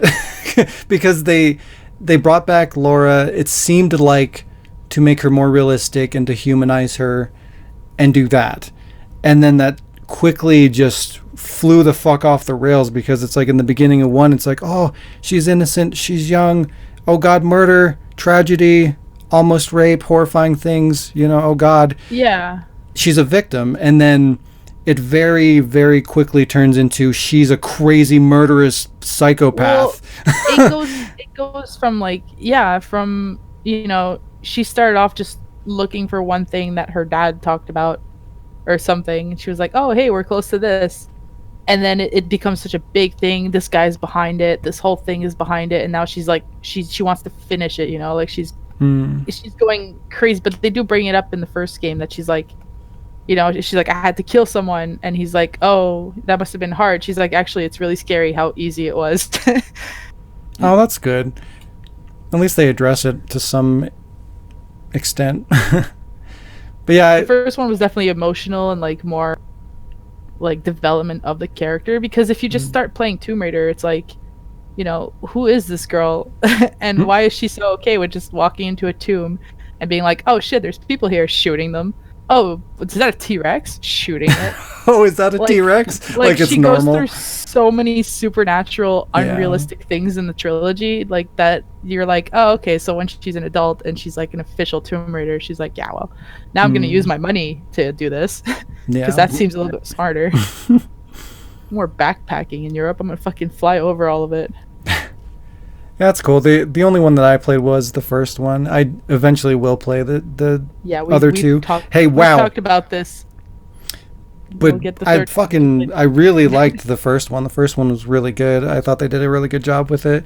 I thought it got a little repetitive, but for me, I think that's only because it's very Uncharted, and it still kind of feels like Tomb Raider, like the older Tomb Raiders. That's- Obviously evolved a lot, but it's like I've been playing Tomb Raider for so long, and then I played all these Uncharteds, and now I'm playing Tomb Raider, so it's like it's just gotten to the That's- point where I'm like, oh fuck. That's the problem with that, is that like Tomb Raider was first, and then Uncharted came, but with like obviously nicer graphics and Yeah, stuff like that, and then they brought in this, and it's just like, Uncharted hurt this, I feel. yeah, like everybody's like, oh, this is just copying Uncharted. It's like, no, but this is, Exactly, and that's so unfair. and that's why a lot of people are like, hey, you should play Uncharted, you would love it because you love Tomb Raider. Like like one of the main reasons I love Tomb Raider so much is that in 7th grade when they came out with the movie, like I played the games, but in 7th grade they came out with the movie, I had that long ass braid, and I was like, we were like in the schoolyard playing the movie like Tomb Raider and kicking each other and shit like that, and like Lara Croft as a fucking character, I was like, how is she able to do all this shit? And she's got all this money and she's like kicking ass and raiding stuff, and she gets to like ancient artifacts, and now it's like this guy doing it, and I'm like, but the whole point was This like, guy. I was in 7th grade, right? So I was like, the whole point is that like I'm a girl and she's a girl and she's doing this, so I could do this, but not really. But not really. So it's more I'm gonna like, go fight a relatable. wolf because Tomb Raider said I could do it. I could punch a hole in the T-Rex because Lara Croft did it. But no, it was like, it was more relatable. T-Rex. Yeah, you fat ass crocodile. Yeah. But yeah, I liked Uncharted, and Nathan Drake, not Fillion. Nathan Nah, Drake was same really thing. funny. Yeah, you know. That's the thing too. For me, I like Uncharted better solely because I like Drake. He's fucking Nathan Fillion, basically. Like he acts exactly like him, and I love him. So his character and his humor and everything just really got me into the story in that universe more than Tomb Raider did. Like I like Lara Croft and everything, but she's more serious and just, I'm gonna go explore a tomb, where Drake's fucking stupid all the time, and I just love that. I had a friend who once like dressed with like fake boobs and stuff, and he was like, "Let's go read some tombs." That's all I can think of right now. It's awesome. No, but that's why like I wish I could have put Underworld on this list, because I like that one was like she's hanging from a cliff and her friends are watching through her little camera, and they're like, "Kate, you're gonna make me throw up," and she's like, "Then don't look." So what you're saying is I should play Tomb Raider games before I play Uncharted games? Yeah. I don't know this how to point- answer that. At this point, I don't think it really, like, if you play Uncharted and you play Tomb Raider, like the remake, you're gonna be like, okay, yeah. But if you go back and play the original Tomb Raiders and then go to Uncharted, then you're not gonna be like, oh, okay, it's not copying, because Yeah. Yeah. If you're talking about the original Tomb Raiders, play those first. It's going to be real hard to go back to those. even play was like thinking Anniversary that. if you don't want to do the graphics, because the graphics sometimes are annoying. The Barbie doll versions. Yeah, Graphics don't bother me. It's, I have you an know, Anniversary on No, the Wii, I'm- and that pissed me off. I'm not even referring to the graphics. I'm talking about the gameplay. The gameplay is real rough. Let's take 2 steps. Oh, I fell. I'm dead. Fuck. 2 steps, jump straight Yeah. up. No, I want to jump forward. Like the Backward. way the way the game plays in itself is like a puzzle. Yeah. It's weird. Yeah. Okay. But you should play Yeah. both. Play Tomb Raider, play Uncharted. They're So- both incredible. I need Yeah, to play The PS1 Witcher 3, and I need to play the Tomb Raider games. Yes. Well, luckily there's only 4,000 Tomb Raider games to play and Uncharted. yeah, yeah. And I have them all. Twice. Well, good. Sean, what is Hello. your number 7? 6? 5. Wait, 10. Oh yeah, 9, 6. 6. My number 6 is Saints Row 4. And the reason I Wow. would pick 2 if I could, because that's still my favorite. I like. Because it was released in a decade. Yeah, it was released a long time. That was what, 2006, 7, something like that. Something like that. But yeah, I picked 4 just because 4 was fucking fun. No, 3's for me it goes 2, 4, 3, 1. 8. Who do we appreciate? Wow. But no, I like 4. Like you said, it is super easy, but it's just so fun. Like being overpowered and being able to fucking like fly and fucking run up buildings and pick up cars and like just do all these stupid fucking crazy things is amazing. And of course it does have the stupid over the top story to the max, because you're the fucking president and you're fighting aliens and all this dumb shit, and you have a fucking gun that shoots dubstep music. I mean, it's ridiculous. It's great. I just love all the stupid shit that they did, and they did that. I like the Zamboni. Driving around the Zamboni. Yeah, it was just so much fun, and just stupid shit like getting into a car was so enjoyable because you could just jump into the fucking windshield. Like just it was just so much fun to play. Did you ever have the alien abduction gun? The probe gun? Yeah, I guess, is that what it's called? I think like it just summons a beam that like everything just gets sucked up in the air. Oh yeah. That was another game that I 100% completed, obviously, because I fucking loved it. My friend and I would just run around like shooting each other with that gun. The one thing I did like I liked a lot about 4. I just preferred 3, but like one thing I really liked about that one is when the rifts are open and you have to go close them. And everybody's just fucking like their eyeballs are too big and like all the graphics are fucked up the closer you get to the rift in 4. And you could be a toilet. Yeah, sex doll. Yeah, or a sex doll. It was just so dumb. I love that about that game. Again, with like I had like Laura Bailey in that game too, right? So it's just like you're running around and all you hear is her yelling like, "I'm a fucking toilet." And I'm like, yeah. Yeah, and it just did cool shit, like just driving around in the car, your character will like randomly start singing and stuff and that's something that's been in all the games, but I just love stupid little shit like that. And come on, I can't remember the exact scene, but there's a point where you're like, I think you're driving a spaceship and you're completely naked and What Is Love is playing as the theme song. It's fucking incredible. Okay. Well, is it 3 or 4 where like you drug yourself and they basically like put you in a fucking like prostitution ring naked? I think that's 3. To infiltrate, and you're like coming out of the drug, but you're just running around naked, and you're like, yeah, I'm the leader of this entire gang that's running this whole fucking city. I think that's 3. But naked. I don't give a shit. Saints Row, everybody. It's incredible. Saints Row, everyone. Yeah, you should. There's so much stupid shit in 4, and it's just fun. Like if you want a game that's just really enjoyable to jump in and just do a bunch of fun shit with, like Saints Row 4 is probably one of the best because it's just so stupid. And like I said, they just make really dumb, mundane things fun and over the top to do, and that's always a good time. The only thing that sucks is that it's only 2 players and not more. I think 2's fine. I think it gets distracting. The reason why I stopped playing it it's because they had so many new abilities and you had to perform some of the abilities together and all that, and I'm just like, I remember the buttons, and I'm just like frustrated with it. And fuck that shit. And going back to 3. Wow. Wouldn't like Diablo then. Yeah, no. I looked at Diablo and I was like, as soon as you switch characters, you're like, what? But I have to play it. I bought the fucking game on PS3. Wow. Get your refund. They'll do it if you upgrade to PS4. We want to play with you. Yeah. Ew. But don't. Of each other. Wow. Apparently, because you didn't even want to say you played with me. It's fine. No, I don't want to admit to that. Wow. Okay. Alec. Yes. Number 5. 5. Number 5. Okay. Let's get it over and done with. Resident Evil 2 Remake. Yeah, wow. Let's get it over How with. dare Yeah. you?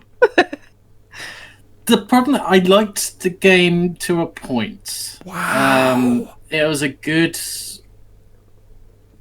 remake-ish, but the Chief Irons bothers me, the Claire bothers me, the second scenario bothers the shit out of me. And I have to say, once I beat it on Platinum and once I got everything I need to do on it, I was just like, I'm really done with this game. Jeez. Sean's crying. I'm not. And I think that's going to be the same with Resident Evil 3 remake. Well, yeah, because it's going to suck ass. So, I have to admit, I always preferred 3 over 2 anyway, so... I'm just anticipating the moment where Jill's gonna be standing outside in the wind and her hair is just gonna be like because it's like such a mess. Oh, It'll be that's great. another reason. I hated the whole... how Resident Evil 2 did not scare me one fucking bit. How the Mr. X just remind me of a fucking copycat of Nemesis. I know Mr. X came before Nemesis, but it's like it had stolen elements from the original RE3, and I'm just like, yeah, no, shit. He was scarier in this one than he was in the second game, though. Yeah. Yeah, but although it did give me a one good funny thing about RE2 remake. So I was watching Alex play RE2 remake, and when he came up to Mr. X, he was like, "Ah!" And I was just like laughing in my head, just like, "Why are you finding that scary? It's just a guy in a hat." You have to consider too, like, people like us are essentially desensitized at this point because we've experienced so much of this shit that it takes a lot to make any kind of an impact to scare us. So that's really hard to do. But you can still appreciate, like, it was creepy, it was dark, like the scenes where you had to use a flashlight, it was really dark and hard to see, and that was creepy. The zombies looked creepy. They did an excellent job making it scary. But again, for us, we're beyond that. We've ascended. Not me. Wow. We got scared shitless of that game. See, you gotta appreciate it for what it's doing. atmosphere. You're gonna get annoyed by what I say is number 4. Oh God. But Sean, what's your number 5? Wait. What about Jazz? Oh yeah, Jazz. Oh yeah, wow. Skip over that I've one. been drinking. It's Wow, amazing people I can drink still to say forget about numbers. me. I drink to forget about Jazz. Same. Wow. So my number 5 is also from 2013. So it's also another one of those. Got it on the day of. Didn't know shit about it. Actually, no, I won't group them together. But I went to the store to get one game because I was like, okay, I'm sick of everybody talking about this game, and I've avoided spoilers, so I'm gonna get it. And the day before, I was like, what is Beyond Two Souls? This looks awesome, and I like Ellen Page, so I'm like, look into it. Beyond Two Souls looks like an amazing game. So I went to the store, got it, played it, sat one night, just played the whole thing, just like Shadow of the Tomb Raider, and instantly fell in love with it. Yeah, it's a fun game.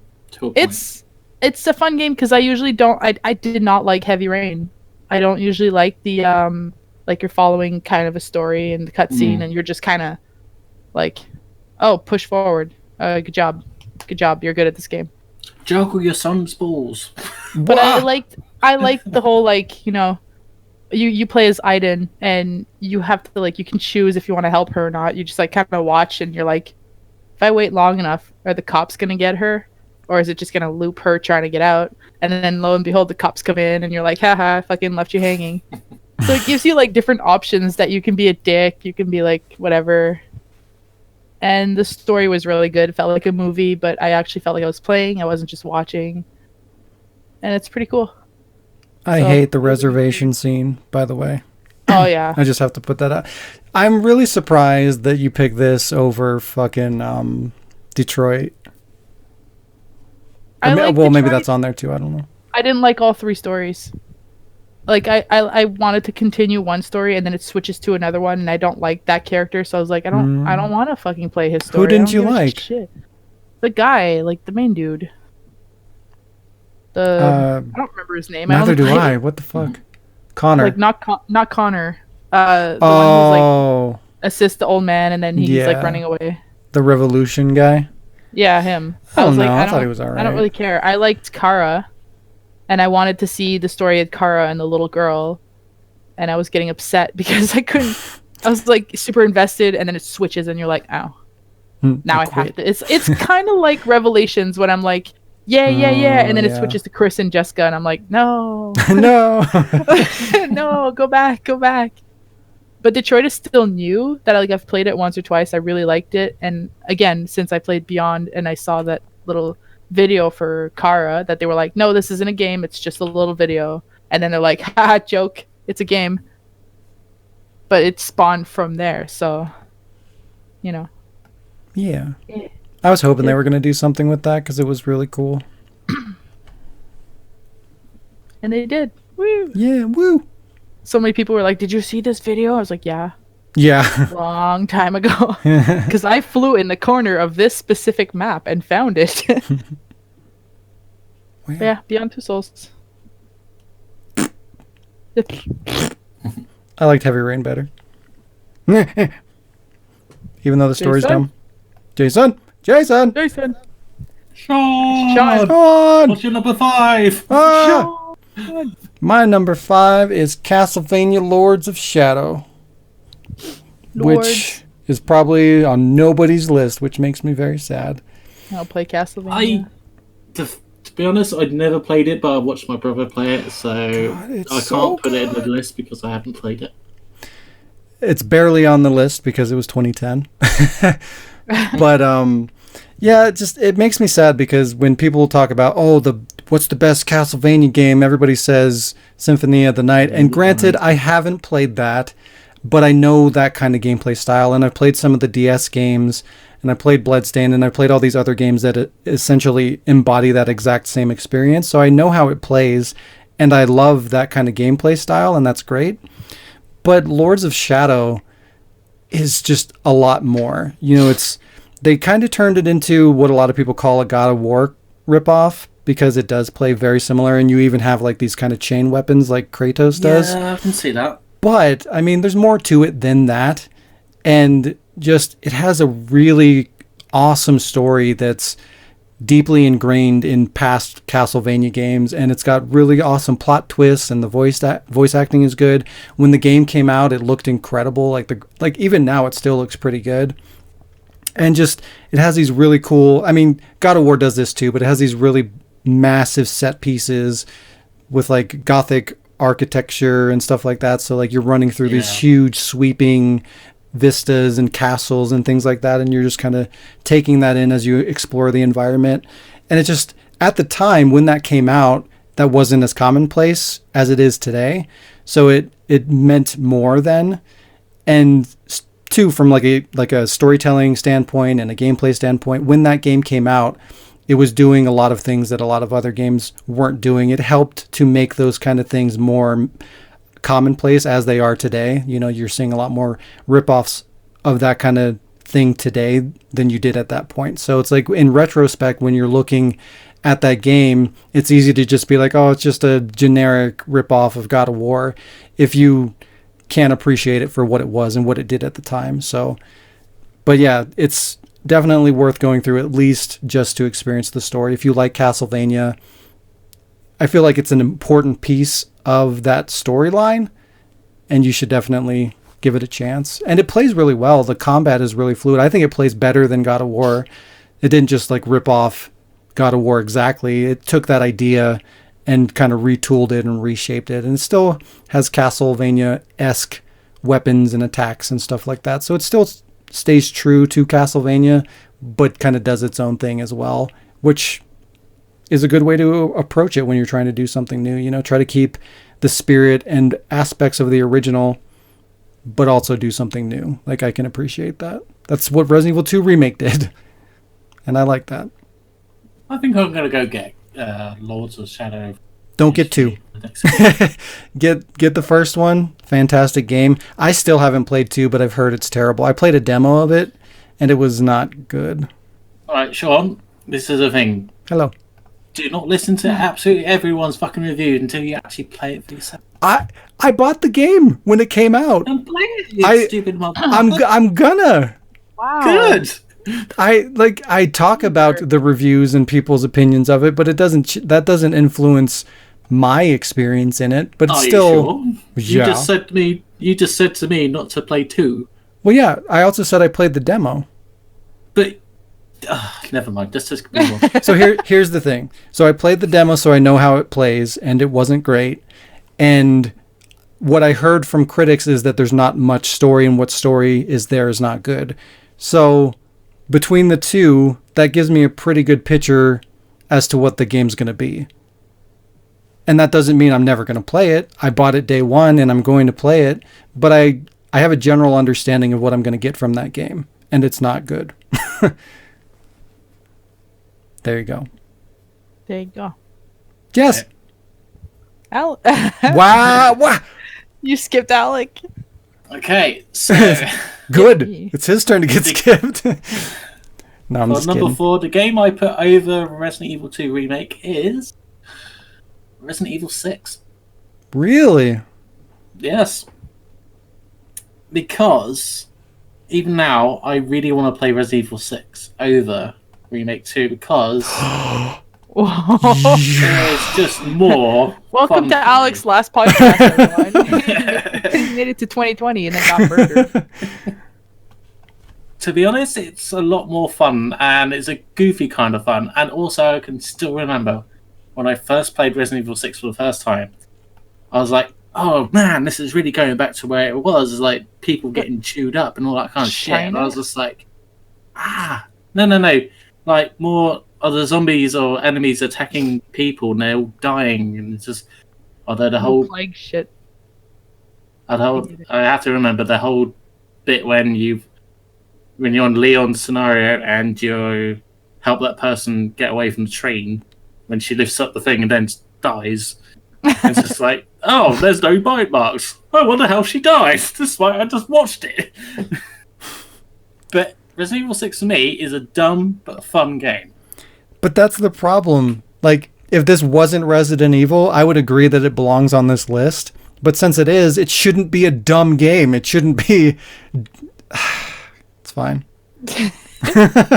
Resident Evil 1 was a dumb game. What? Think of it that way. It was. It just is. It was a B horror movie style. So in that regard, yeah. But it was also a product of its time, too. And though it was silly and over the top and B-movie-esque, it could still get away with it and still be scary and atmospheric and stuff because of the expectations and the limitations of the era. So, yes and no. As where when Resident Evil 6 came out, no, it's not okay. No. I will just end it by saying if someone invited me to play Resident Evil 2 Remake or 6, I'll choose 6 every time. Oh yeah, because it's multiplayer. That's another fun thing about it. It's online. It's I still stand by Resident Evil should not be co-op. okay. Even though Revelations does it well see that there you go. So that's the thing. I feel like it can have multiplayer elements, but it shouldn't be built into the main campaign. Because it ruins the tension and it makes it less scary when you have somebody with you. It just does. Doesn't matter how scary it is or what's going on. Just having another person with you takes down the scare factor by a large margin. And I think that's a mistake. Just having fun with your friends. So. Kicking your friend around. And But that's not what that should be. Yeah. It's for fun. It's fine. Video games are not fun.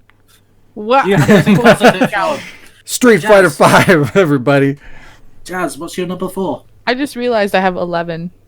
That's fine. I should probably not have put Halo Reach on there, but... I have some honorable mentions that I'll blow through real quick so you can have your 11. Okay. Well, another one, also from 2013, Last of Us. Wow. Last of Us belongs on this list. I still never played that game. So that is the one that I was avoiding all like I didn't have a PS3 or PS4. I was avoiding all spoilers. I was avoiding anything. So when I first got Last of Us and sat down to play it, I had no idea what the bad guys were, what the monsters were, what the point of the thing was. I just thought like it's you and some kid surviving some sort of apocalypse. Some kid. And I actually really enjoyed it. Still waiting on the sequel. Coming soon, May question mark. 2020. Yeah. But yeah, and I don't have to talk about Last of Us because everybody knows it. Everybody knows, like, it was such a success. It was, honestly, I don't think there's anything wrong with that game. Like, I'm sick of zombies, but that was the perfect apocalyptic game because it had everything. It had, like, timing, it had stories, it had character development, it had multiplayer. Fridging, multiplayer. And like it swaps you characters, but it's the first game I've played, well, at that point, that has an AI that isn't shit useless with the lowest effect. She throws bricks and knocks people off of you. Like, that's amazing for an AI. Yeah, it's definitely one of the better AIs. Even Bill was not shit useless. But that game like made me laugh. It didn't make me cry, but it made me laugh. It entertained me. Didn't make you cry? That game kicks your heart in the dick. No, it didn't. Wow. I've had a TV show do that recently, but not Last of Us. I mean, the start was kind of sad, but It's so sad. it's so sad. It's like you've known the character for 2 minutes. How are you? Wow.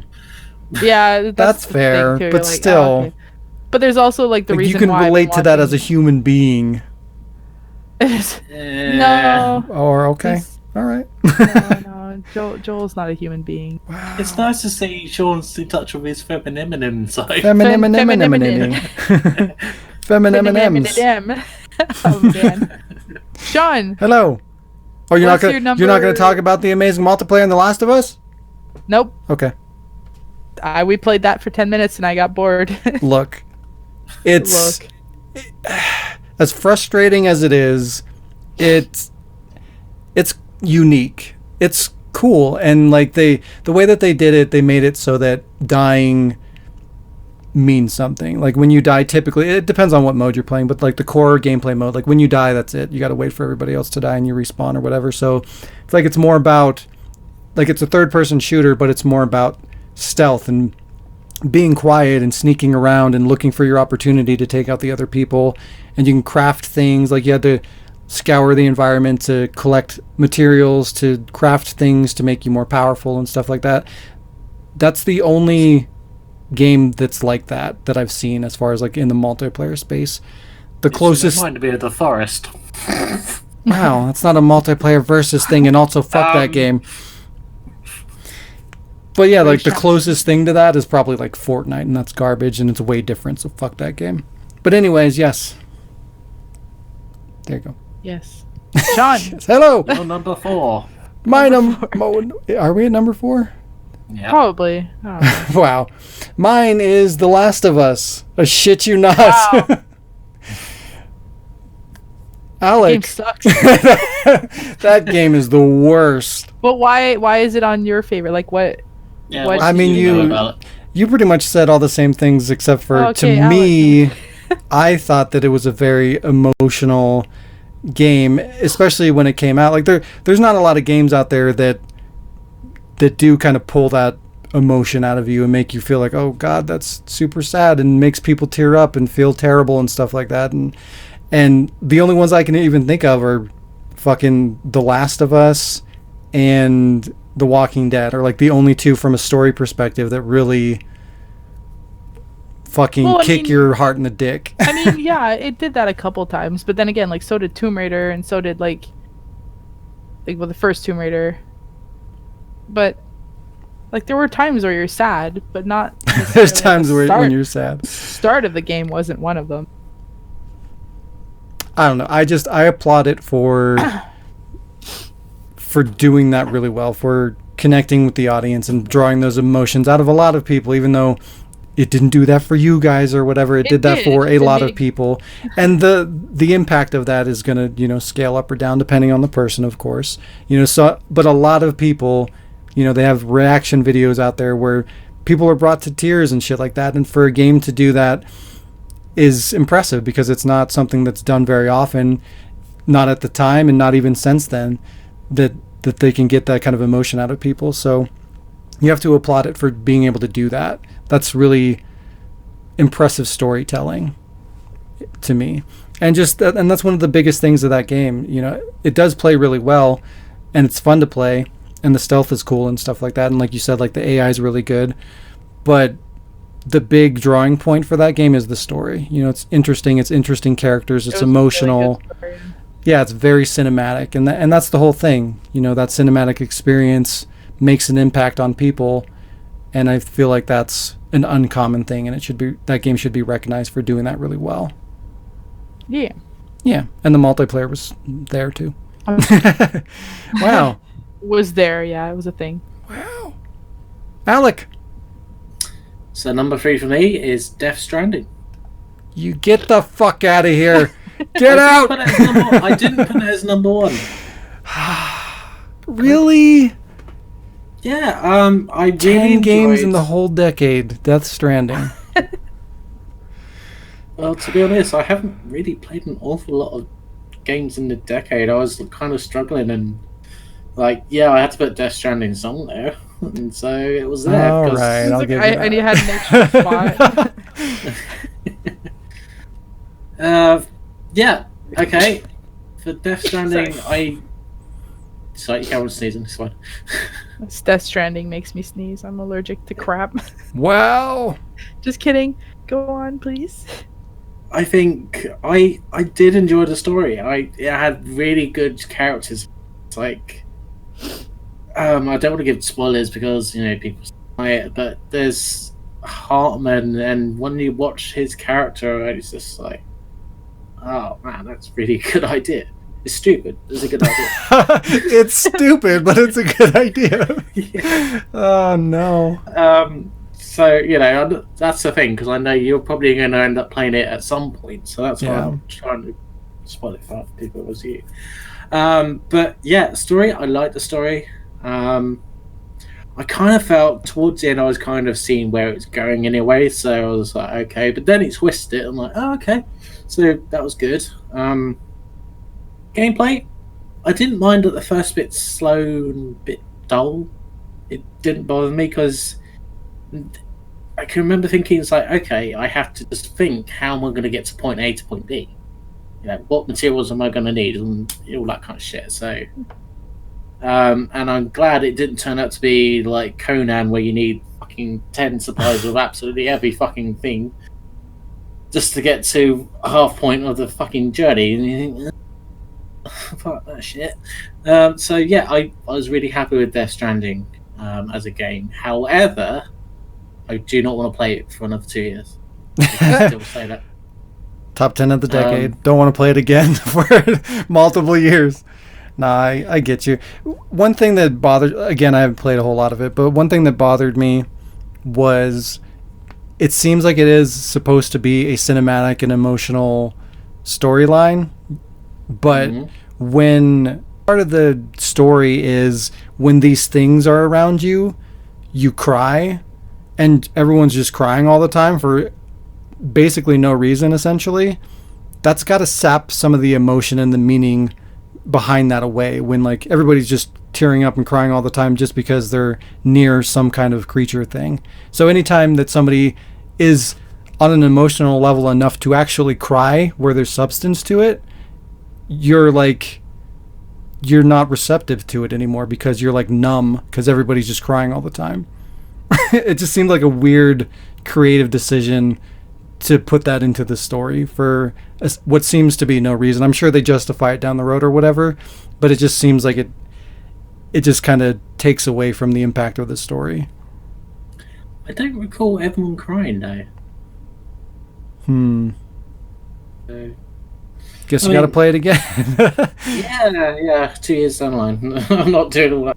I hate the fucking snow bit. I hate the fucking snow bit. That can go suck a dick. I can't even walk when there's no snow. I can't imagine that. I'm falling down when it's dry.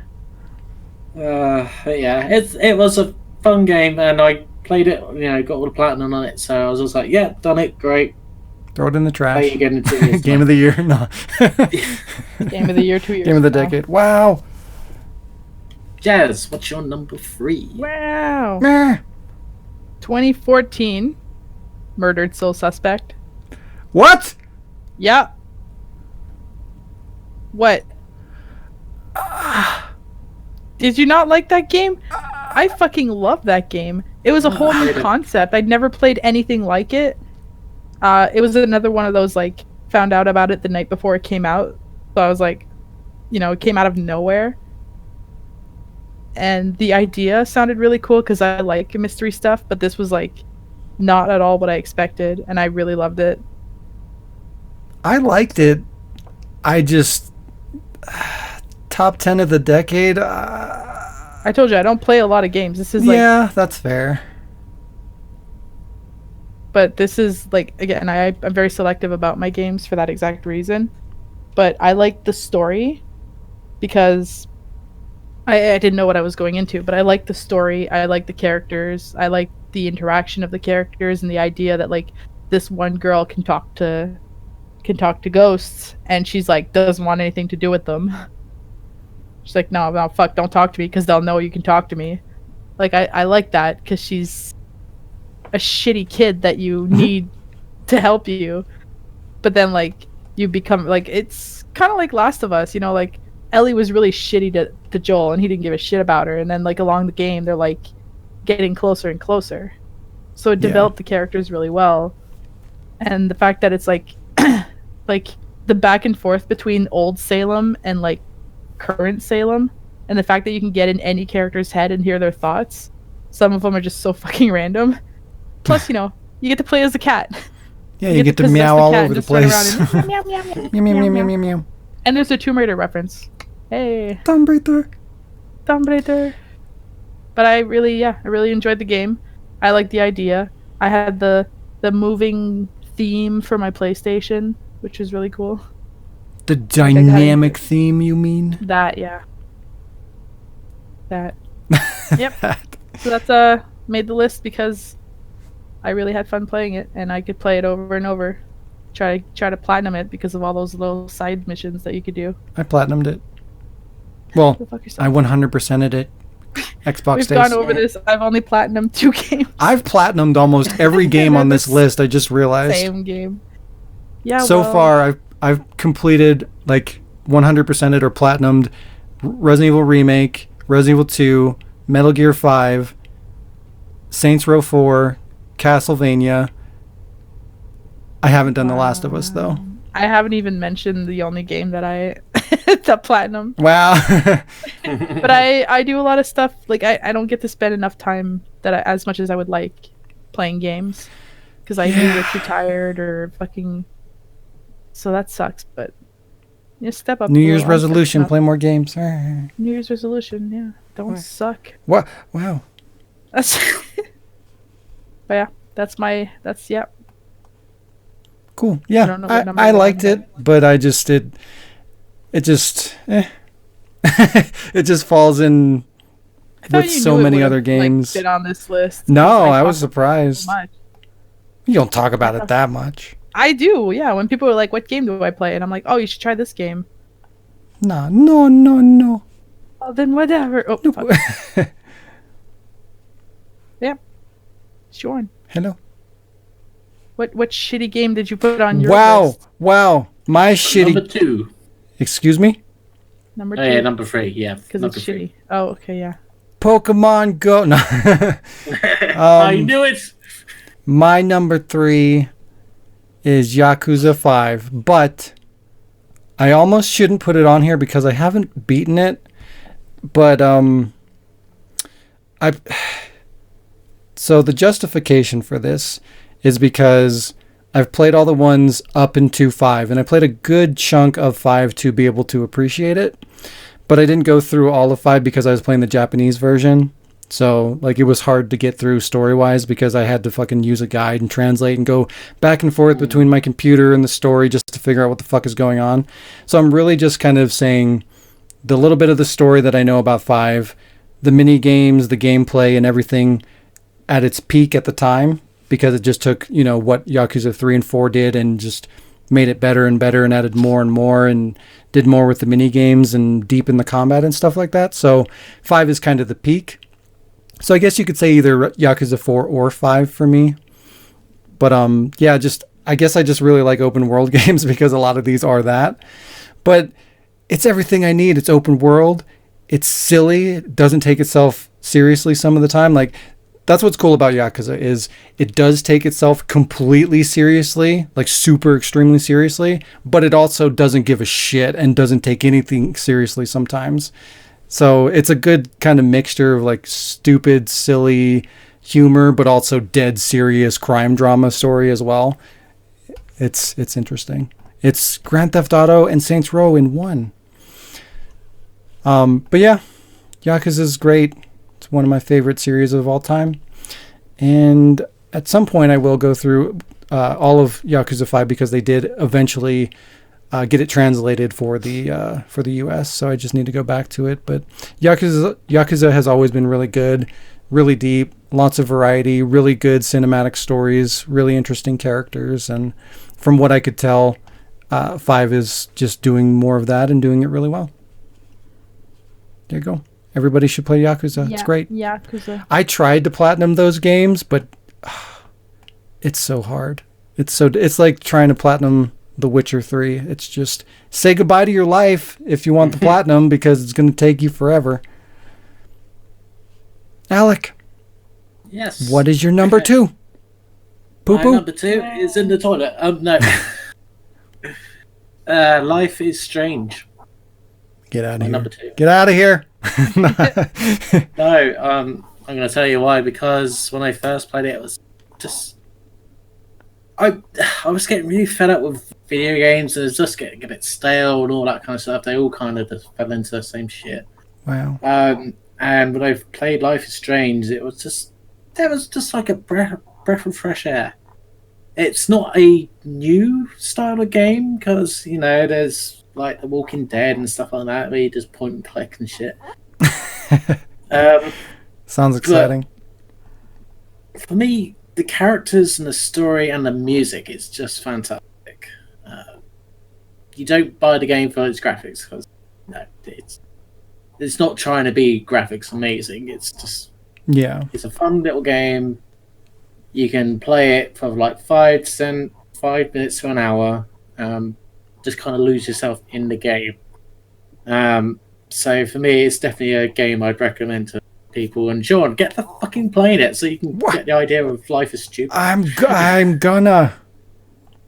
I want to, and I don't know. I need to just sit down and do it because I know I can go through it in a couple hours. I just need to sit down, go through it, and be done.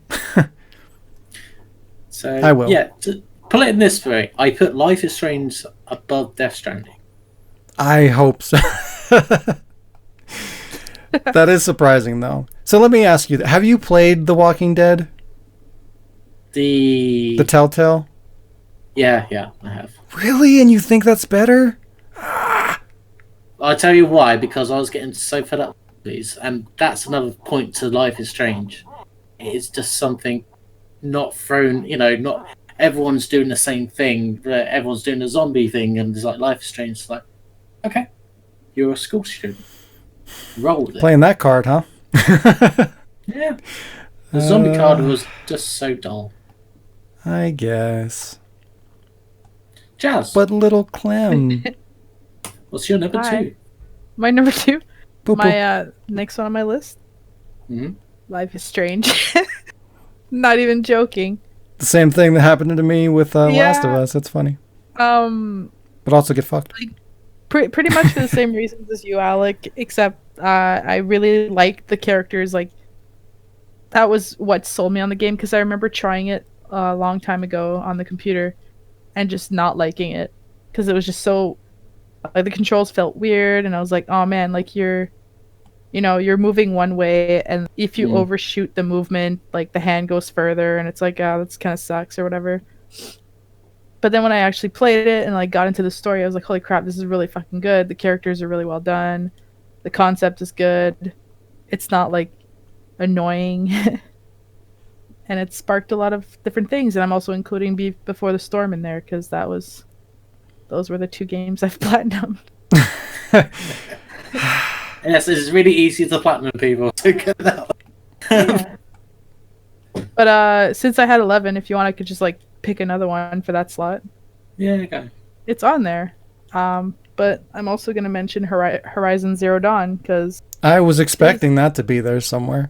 Just bought me that game and took a long time to send it over. So me, I was like, no, she's going to do it. That's fine. So I never bought it any other way. I didn't play it before that. I tried not to know much about it. People were like, oh, Jazz, there's this game you'll really like. It's Horizon Zero. I'm like, shh. Shut up. Don't. Yeah, I'm like, shh, don't tell me anything. And she sent me like the little pop of it before I even played it. Because apparently the girl in the game, Aloy, looks like me. So when Diz was playing it, she saw it as me. So she was like, oh, she looks like you, blah, blah, blah. And I was like, oh, that's cool. I have my own character. But she's a good character. Here's my color to do. This is my favorite game because I'm in it. It was really good. It was the open world concept, the fact that you can run around and do so many things. Plus, she's got a bow, which sells me on a lot of characters, as you know that. And so yeah, that was like one thing. But then like the actual story, you're like, what, like the whole time. And then I recently got the DLC, the Frozen Wilds, and that was like a whole other game. So it's just such a big game and so many things to do in there that it's one of my favorites now. For show, mofo. For show. That kind of bugs me a little bit that they're sort of running my favorite kind of, well, other than survival horror, my favorite like type of game, which is like the open world game. They're kind of running that into the ground because just like everything's becoming an RPG in some way, everything's also becoming an open world game. And it makes it harder to play more games because they're so big and so time consuming.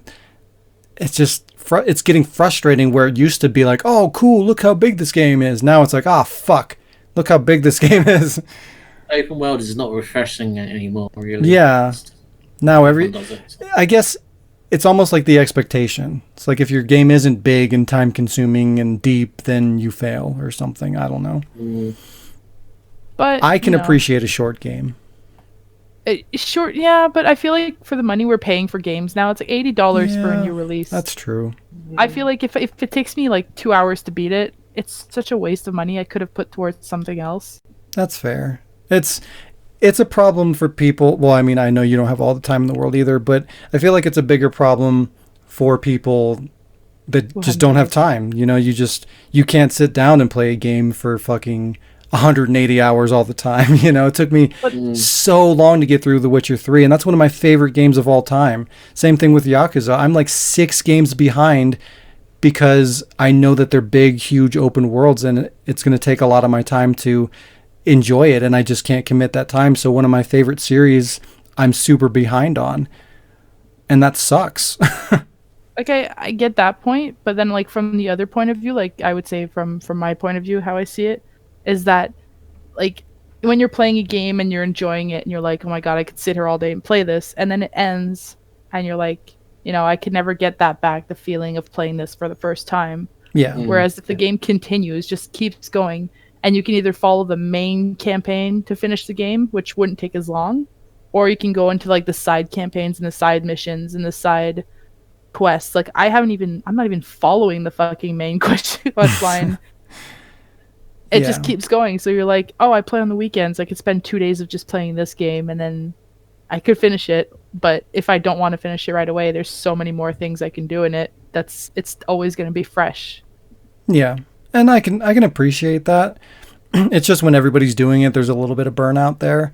But yeah, well, more is typically better than less. Yeah. And that's the thing. Like you got to do it well. You got to do it the right way. You don't want to just pad something out, make this big open world that's completely empty just for the sake of drawing, like stealing your time, just to make you play more, just to get to the end, just for the sake of that. I was first afraid because Monster Hunter World came out with the Aloy outfit, so I was like, shit, you're gonna tell me that the Horizon's gonna be like Monster Hunter World, which is, it wasn't a bad game. It's just like, you know how I feel about Monster Hunter. It's like, I can play it and have fun, but the more I play it, like, oh, let's do this one again. Oh, let's do this one again. It's so repetitive. Yeah. That I can't stay focused on it. So I had fun when we were doing it for Shayla's Machinima, because I'm like, well, now this character has a whole fucking history behind her that we created for this Machinima. And when I'm just playing it alone, I'm like, hey, well, it's just some fucking idiot with a blue hair and a dumb hat. Yeah, it's not fun to play. It's just a grind fest. If you're just there by yourself, it's not fun. Exactly. And you work super hard to try to beat this monster, and then it's like, hey, you got like a minute left, and you're like, well, fuck. I gotta do it all over again. Yeah, that's the important thing. It's like I was saying with The Witcher 3 and like Yakuza, if you're going to do an open world game with depth, the point of the game should be go out and explore this world and find all the extra shit. Like that should be your focus. That's why you're there to play that game. If it's all about the main story and then you have this big open pointless world, why even do that? It's kind of like Fallout. Like, Fallout wouldn't take very long if you're following the quest line, but 100%. The fact that there's so many more things you can do and the world is big, but the map is all detailed, so it's only so big. Yep. But yeah, if you can make a massive world and populate it with interesting things, do it. You're doing it right. Go for it. But if you can't, shrink it down and just make what's there good. Yeah. It's done well. But this one was done well. Done well. Can't wait for Alec to start playing it, see what he thinks. What? Could be on the list. Could be on the list. But you have it, don't you? No. Didn't you just say you got it? No. Who said that? Was it Shaun? What? One of you said that you just got Horizon Zero Dawn. Yeah. You're right. I have got it. Yeah, I've had it. Listen, the one time I listened to your fucking week. I've had it for a while. It's just I forgot I have it. Jesus. It's the same situation with all my other open world games. I know it's going to be a time sink, so I've been putting it off. One day. I have to admit, the only reason why I'm going to play it is because there was Horizon Zero Dawn elements in Death Stranding, so I was just like, okay, I'm a bit curious. Wow. So. Just ruined one of my favorite games of the decade. Damn. You're welcome. The only reason I like Pokemon Go is because Leon was playing it in Resident Evil 2. That would have been funny, actually. I haven't started playing it, so I might really enjoy it. So just got an idea for the RE6 Machinima, but anyway. Who are we at? Shaun. Number one. Wow. After Shaun's. Wow. God, Alec, stop drinking. Yeah, let me continue drinking. My number 2 is also poo poo caca. Mine is God of War, the 2018 one, not the original. God of War, another open world game, because everything is. What's really cool about God of War is the fact that they took something that was pretty much dead, like it had run its course, people were done with it. Everybody hated the main character. He was shallow. He's just a big rage guy yelling at everything. Kind of like my Leon. Maybe that's why I like it. I don't know. But no, it's just like they thought that Kratos was a shallow character and like nobody wanted it anymore. And they rebooted it, but it's also a sequel simultaneously. It's still got Kratos, but they made him a dad. They added all this depth to him. He actually cares and has emotions in this, and he's a deeper, more believable, more appreciable character now. Like he's somebody that you care about. When you're playing as Kratos, you want him to succeed. You give a shit about this guy anymore. Where in the past it's been all about like fucking destroy everything and rip people's fucking heads off and murder, death, fucking, I killed my family, what the fuck? That was like the whole thing. And so for them to take that and turn it into something with depth and character is really cool. And just to completely revitalize that entire franchise through this one game and make people care again. They did an incredible job. It's one of the most graphically impressive games of that console generation. The combat's super deep. The world is big, but also interesting and populated with things to do.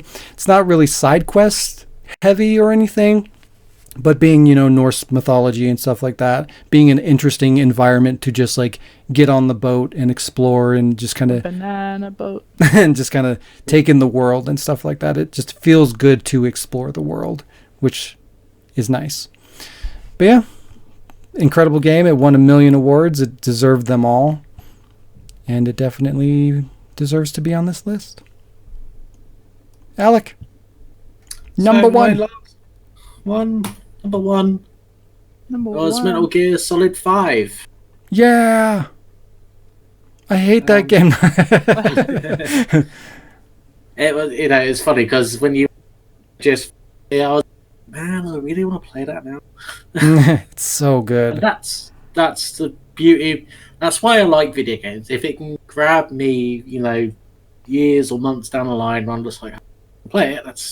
Then it's a successful game. I can't say successful anymore. None of us can words today. Mostly me. Yeah, that's fine. Making words. Making up words. Wards. 5. It does have its flaws, but for me, I was quite happy for MGS to end at 4. So when they released 5, okay, fine. It was a good little. Yeah. Because I was good little. It answered a few questions, but it was just like, okay, yeah, fine, whatever. You nailed it right there. This is a game that's what I think I put 50 or 60 hours into this game, and it answers a couple questions. That's a problem. A game, especially in the Metal Gear series, where you're talking about a game that does have a very deep, intricate story, it should have done a lot more than that. And in a way, I'm glad it didn't. What? No, because I liked the whole element of that. It wanted me to want more from the game. And that's, some people say that's a bad thing, but, if think of it as your favourite TV show. It's like you wanted to carry on because you like it. You want to carry on. But with Metal Gear, it was getting towards a point where I love the series, but I want to see it end. I want to be there to see it end, kind of thing. And so I was happy to see it end on a note where it could answer more questions if it really needed. But at the same token, it didn't need to have all the answers explained. So it kind of left you wanting more, but at the same time accepting what you got. So for me, it's let's go back to the game side of it. It's a lot of fun playing the game. If you skip the story, it's still a lot of fun. So yeah, definitely MGS5 is the number one for me. I agree. Jazz, you're number one. PP. Shaun. I'm your number one. What's my number one game, Shaun? PP. Diablo 3. It's not my number one favorite, but it's the last one on my list, the more recent release. Is it a Plague Tale? It sure is. Oh, a Plague Tale. A game that once again came out of absolutely nowhere on.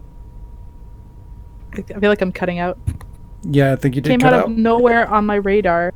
Just saw I don't even know where I saw an ad for it. I think I was watching YouTube and it just played a fucking preview for it, and I was like, is this a real thing?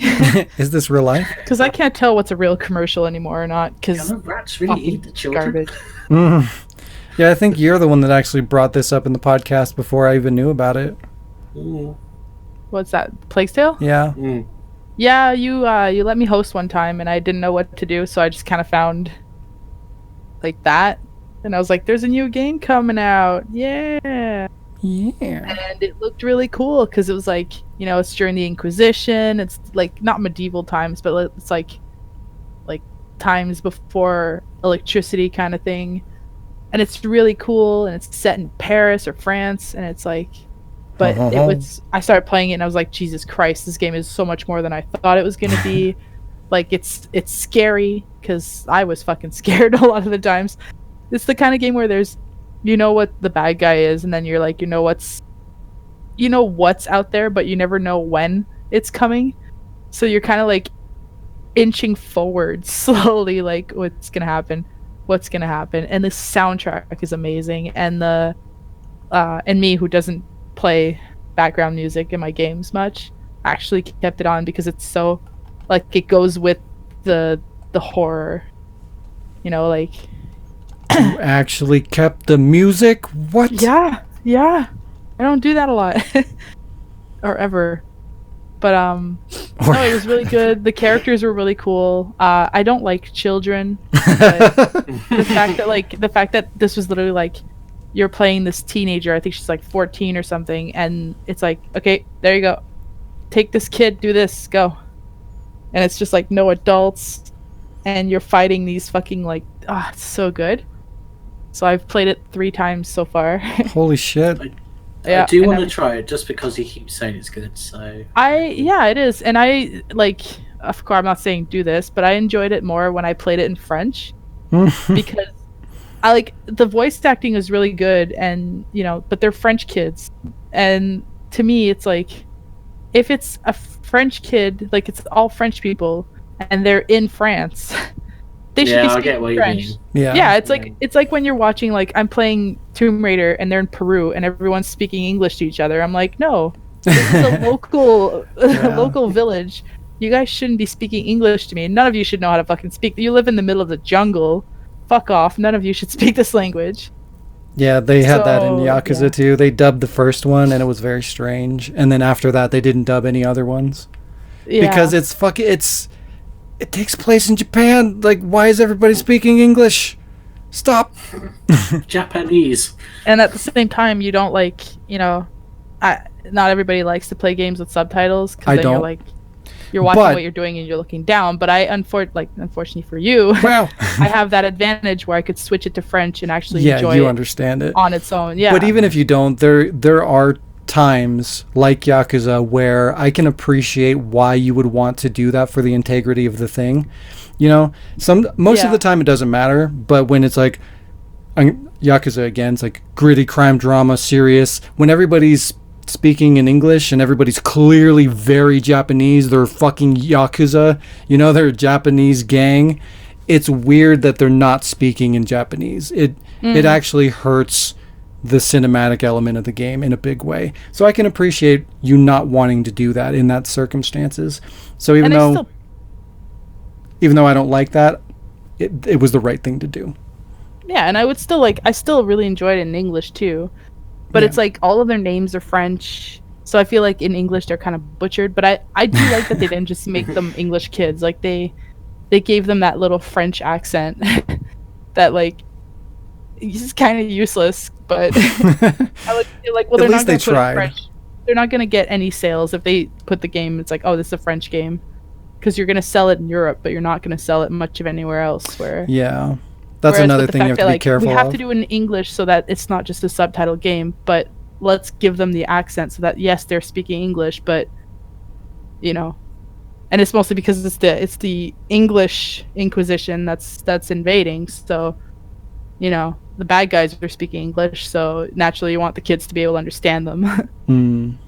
Which is cool. Yeah. But overall, like this had a lot of, I feel like it's underrated. It wasn't advertised enough. It's not talked about enough. You don't see much of anything, but for some reason, I'm looking through the PS Store this weekend and it's Editor's Choice Awards. Like it won. The editors were like, "This is our favorite game." I don't know if it's their only game, but if it is, like, if this is their first game, holy fuck, it was really well done. But I like that it's like, I think it's on sale right now. It's like, it was well done. It was really good, and for people who are kind of like me, who really like playing games for the stories more than anything, then it's like, you're really gonna like it, because the story just, again, like you said, like it hits your emotions, and it hits you, like you're like, oh my god, oh okay, oh no, okay, and you get attached to the characters, and then yeah, it's pretty cool.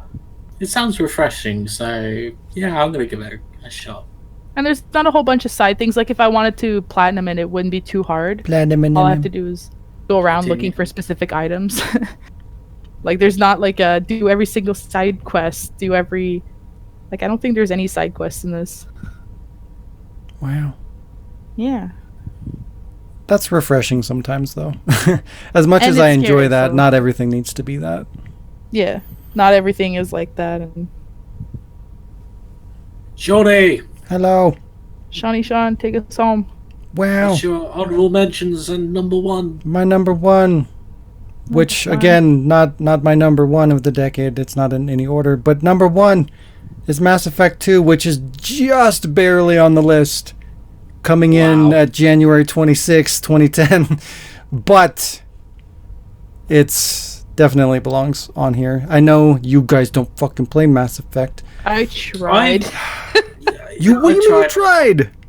I Well, watched my brother play it, and it's fine. But it's just knowing the ending of 3, it hurts. Yeah, that kind of sucks. If it, because this is a very story-driven franchise, so if anything's spoiled for you, it's going to hurt the game in a big way. So that's unfortunate.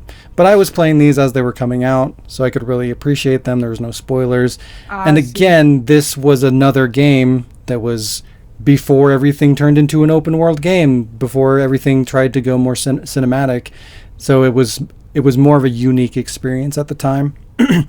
But you know, it's one of the few games that you have dialogue trees that matter in a game that's not just that, you know, like a Telltale game where it's like, oh, the game is conversation, you know. This is an actual third person kind of shooter RPG kind of game where it also gives you these dialogue trees and interactions with people that do have substance. It's not super deep. It's not gonna, I mean, there are multiple endings, but it's nothing super crazy. I think 3 did it probably a little bit more than the others did as far as branching out into different endings. But like, depending on who you talk to and who you meet and what kind of conversations you have and the choices that you pick in the dialogue trees, you might get somebody to join your party, or you might have somebody that's on your party leave your party, or do missions that you wouldn't experience otherwise. So it's really cool to have that kind of a depth in a game that's not really the focus. You know, it's not just, hey, play this story and branch off into different story elements. It's actually a video game with gameplay mechanics and depth of gameplay. So there's still not a lot of games out there that really do that in a meaningful way. And this game's fucking 10 years old, you know? So that really speaks to what it actually did at the time when it came out. Plus, graphics were incredible. Voice acting was incredible.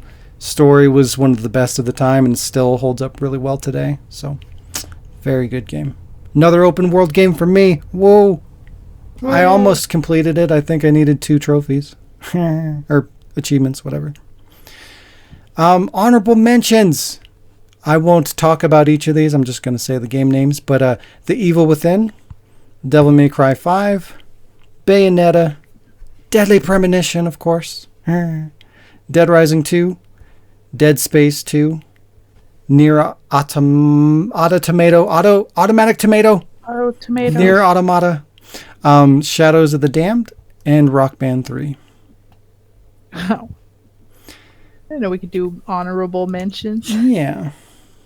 I picked Rock Band 3 just because it was a fucking phenomenon at the time, and I personally played the shit out of that game with many people, so it was a big part of my video game experience. It was more on the earlier part of the decade, but still. It was great. One that almost made my list was Wet. Have you played Wet? I liked Wet, but again, it wouldn't be in my top. I enjoyed it though. Eliza Dushku. It was one of those, like, Eliza Dushku. And it was just one of those, like, it was, like, funny, fun, yeah, like, action-y. It just had a lot of different things in it that was enjoyable, but also, like, really good voice act. And the fact that you drink whiskey to heal. was pretty fucking I got cool. all the trophies in that game. Or achievements. God damn it. Uh-huh. My Xbox days. It's Learn fucking your me up. fucking consoles. Wow. Xbox days. Anybody, any other honorable mentions before I we mean, move on? one of them I'm not gonna mention, but What? I had again, Detroit would go on there. Fallout 4, sorry. Oh. I tried to play one of the Fallouts and didn't like it. And then I went to the store because I don't remember what I was playing over and over, but I was getting sick of playing the same thing. So I went to EB Games and I was like, I'm looking for a game that's like $20 or less that I can just get lost in for a while to get away from this. And the guy was like, oh, play Fallout 4. I was like, I didn't like Fallout 3. And he's like, oh, it's better than Fallout 3. I'm like, What? okay. I don't know. He just said that. I guess he was trying He to sell lied me. to your yeah. But I actually enjoyed it. It was really funny. It was fun. I like being an asshole to people. Like the fact that you have the choices to make and like It looking sucks. for your son, and then I fucking kill him.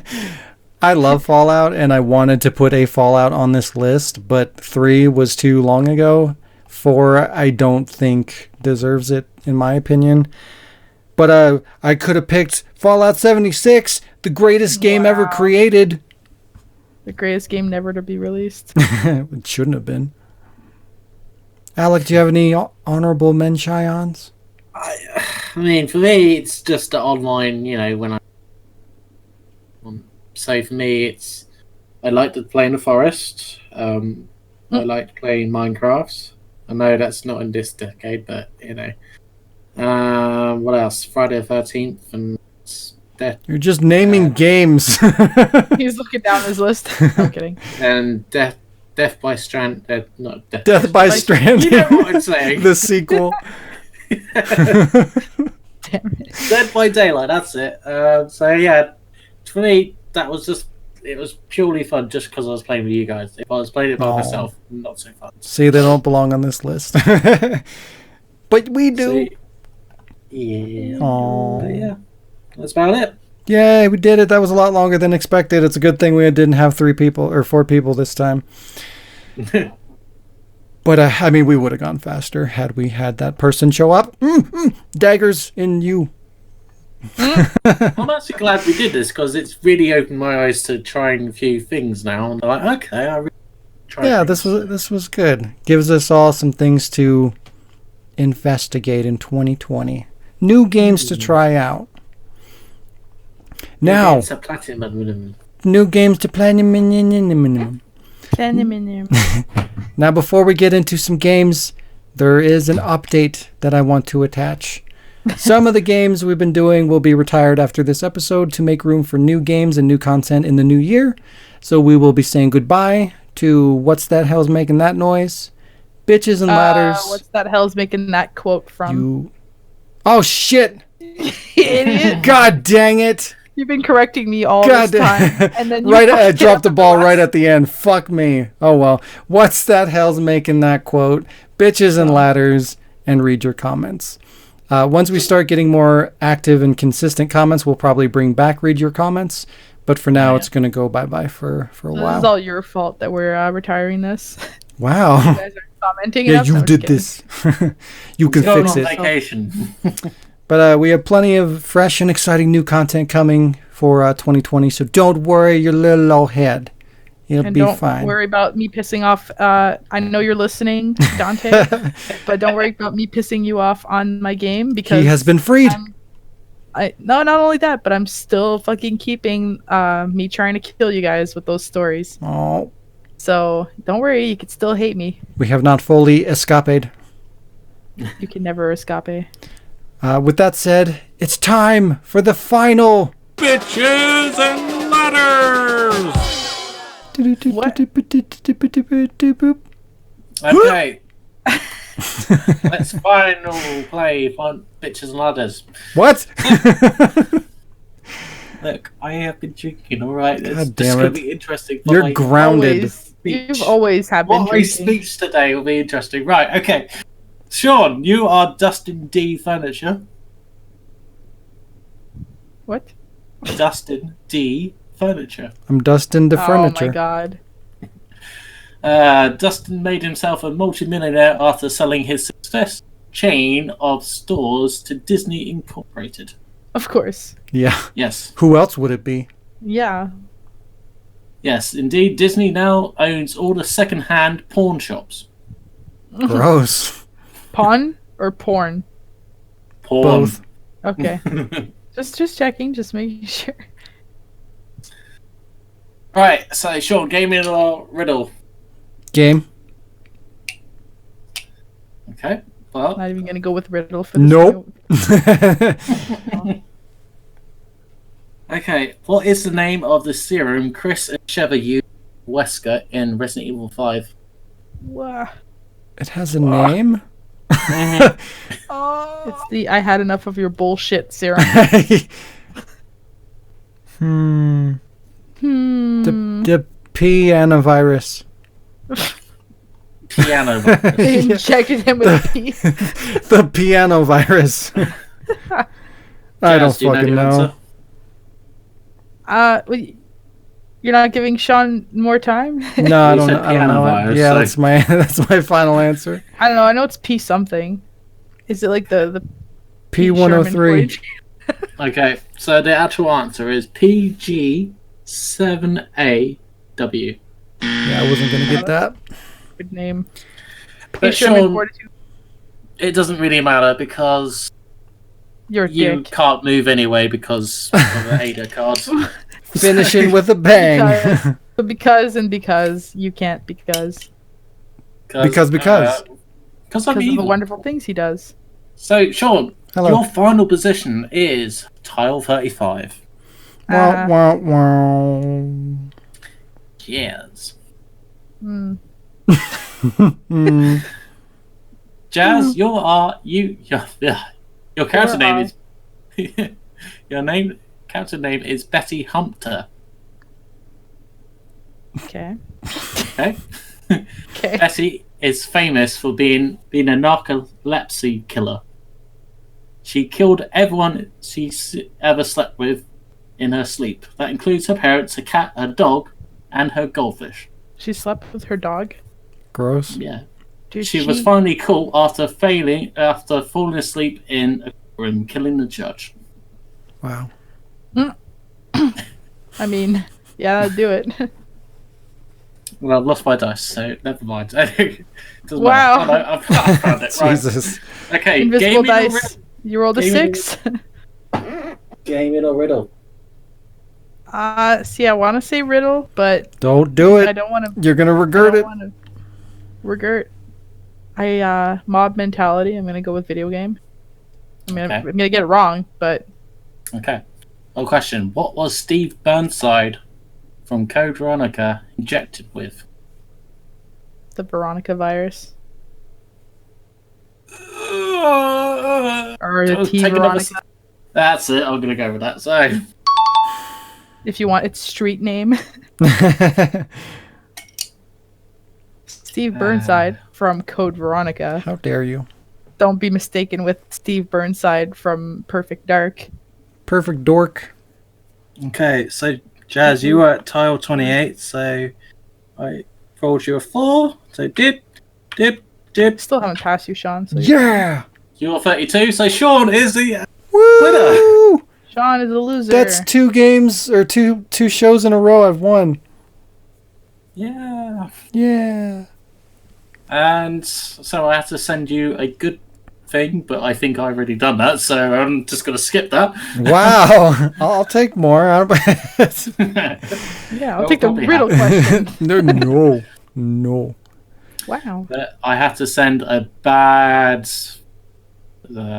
losers thing to Amir and Diz. That's it. What Because about they- Dante and Okay, Cody? let's just quickly run down. So, Sean is 35. Jazz is 32. Wait, you're sending things to them actually Yeah, kind of. for losing?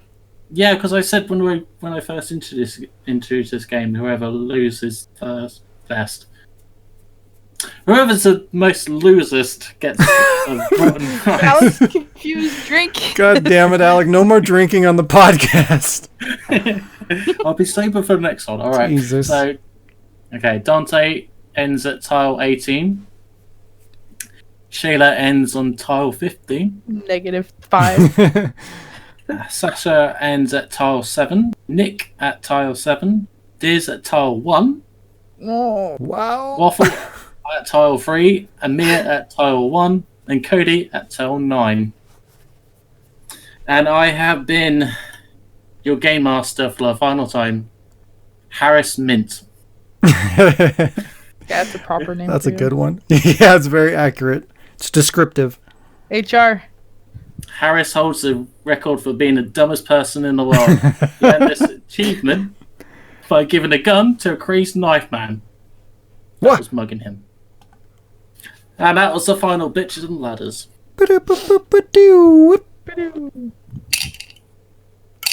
There go the dice. And now, Yep. the the final. Okay, so let me just quickly reiterate. So, read your comments is going away for now, but the only reason why it's going away is because it's getting more difficult to pick comments that are good. So, we're going to give it some time and then let you guys comment away, and then I'll pick them back up again on a later date. Correctamundo. Okay. Which Days So- of Our Lives episode is this from? The video source is episode 8. So, the commentary is Nycleft. So, guys, how does one get a chance to act in upcoming episodes? I shouldn't be doing this when drinking. God damn it, Alec. Okay, so question 1: how do people audition for projects? They can join us on the Discord, or which is in the link which is in a link in the description below. You're rubbing off on me, Alec. God damn it. Your drunkenness is making me drunk. But yeah, so you can join the Discord via the link in the description, and you can also contact me directly by going to the website the-ward.com and going to the contact page, and you can reach me there. Okay. Or you can tweet at me, which is also in the description. Fuck, wanna. Question 2: do you still need new people for season 2? I do. You duel. I duel. Yeah, I'm still working out what all that looks like. I think, I've only casted 2 people, so I got a lot of casting to do for that. I didn't get cast. I haven't found a character for you yet, you fuck. Wow. You want to be Sheva? Too bad. No, I'm just kidding. I don't know who's going to be Fucking Sheva. Jill, swear What? to You've God. got to be able to say Treaser. Teresa. Right, I'll quickly explain this one. So, after last podcast, me and Sean played Resident Evil 5. Because I was a bit drunk for that one. I ended up saying I'm Treaser. picking up a pattern here. I ended up saying Treaser, and we just both laughed at it for some reason. Yeah. You called the blonde lady, I think, a Teresa, or no, it was before that. What the fuck was it? I don't remember. You're a Was it maniac. Sherry or something? I don't Why'd know. you bite me? Right. Okay. This is a question from Alex. Just read out of Hey. comment questions. So, okay. His question is: are you ever going to do another? No. Are you ever going to do anything with? Shut up. Alex is like, you're butchering my fucking question. Right? It's good that I read your comments on a high note. So, right. Are you ever going to do anything with the mercenaries mode in Duel? Probably not. There's too much garbage on the screen. Timers and HUDs and scores and all kinds of shit. Because I considered that, but it's just, I don't know. I'd have to do, I'd probably have to crop in and zoom into the video, and it would make it look all blurry and grainy, and it just doesn't seem worth the effort and the the loss of quality. So yeah, I'm gonna have to say no. Question 2. Is there a character you would have liked to be on the Mercenaries? In 4? Well, any 4, 5, 6. Fucking all of them, man. Give me a real Mercenaries game. That's what I want. Do that fucking Mercenaries 3D thing, but put it on consoles and put every character in there. You're just money. Boom. Have it. It'll be great. Yeah. Okay. Right, last comment is from Shogun Reishu. It's probably not how to pronounce that, but yeah. Okay, their comment is, why isn't Shaun Clark already voicing Leon in movies? Why isn't he Leon? Question 1. Sean, would you like to professionally voice Leon in future games Leon is in? I'd do it. Call me Capcom. The Dashboard Productions contact page. Go there. Let me know. Send me the contract. I'll sign today. Just give me free Resident Evils for the rest of my life. You don't have to pay me. It's fine. Okay. Question 2. If you could have anyone voice Leon, who would it be? Me. Arnold Schwarzenegger. David Hayter. Actually. Because that man needs work. I don't think Straight he needs up. one. Alan Rickman. Oh, but he's gone. Yeah, but anybody, he said. Oh, you're right. Yeah. I think it would be funny if William Shakespeare did Leon, like, to be. Wow. To hate Ada, or not. Ada, wait! Tommy Wiseau. Oh my god. The new Leon. Would never play Resident Evil again. Oh, hi, Ada. Okay. Last question then. Should Leon be in Resident Evil 8? No. No. I would say yes and kill him. What? They've got to fucking start killing people. They're gonna start dying of old age. Make a fucking, like a legitimate good threat that comes up, and like most of the main cast have to assemble to go stop whatever the fuck is going on, kill off a handful of main franchise characters. Boom. There you go. Something has to happen. There needs to be evolution. There needs to be changed. Changed? There needs to be change. You would never, ever let us hear the end of it if they killed Leon. No, do it. It would make me sad. Well, okay. Here's the thing. This is a touchy thing. They need to do it right. They don't need to just kill him for the sake of killing him. They need to make it like Ada has to kill him.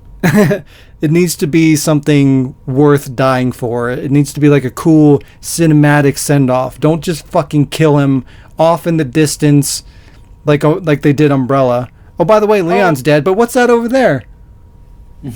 You know what they should do? Jake Bula. Oh, god damn They it. should kill him off Carlos style. Have him drive a fucking truck into a herd of zombies while smoking pot. God damn it. It's a Carlos send-off. Carlos.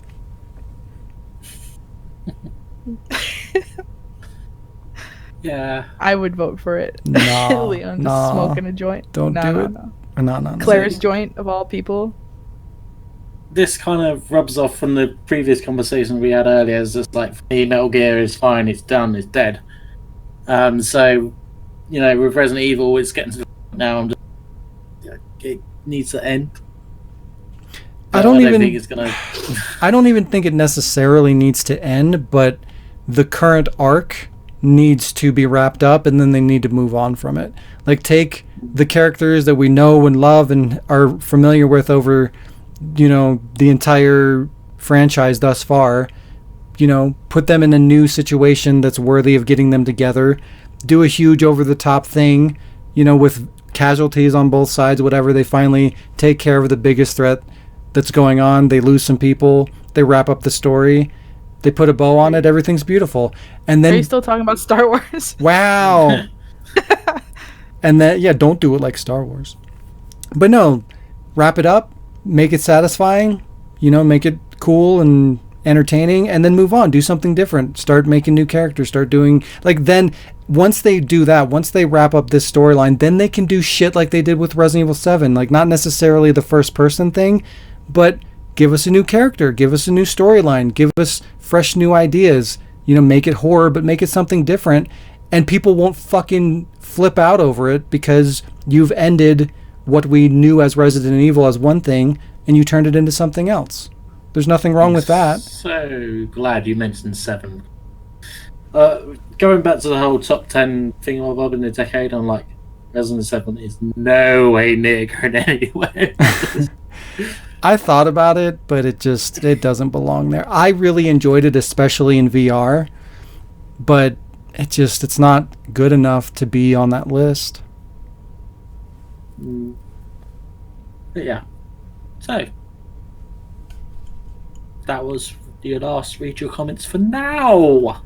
But a boop boop boo. For right meow. Right now. If you want Right read your meow. comments to carry on, comment, people! Yeah, there needs to be comments to do read your comments. It's a simple equation. And not fucking, where's episode whatever. Yeah, god damn it. Okay. That's just about the end of the show. No finale, no final game for what's that hell's making that quote. So get fucked. It's over. What? Isn't it? Isn't it? Yeah. Is it? It wasn't. Oh, I do. I just didn't have anything ready today, but it's funnier this way because I don't have to do math. Wow. What? You could tell us who won.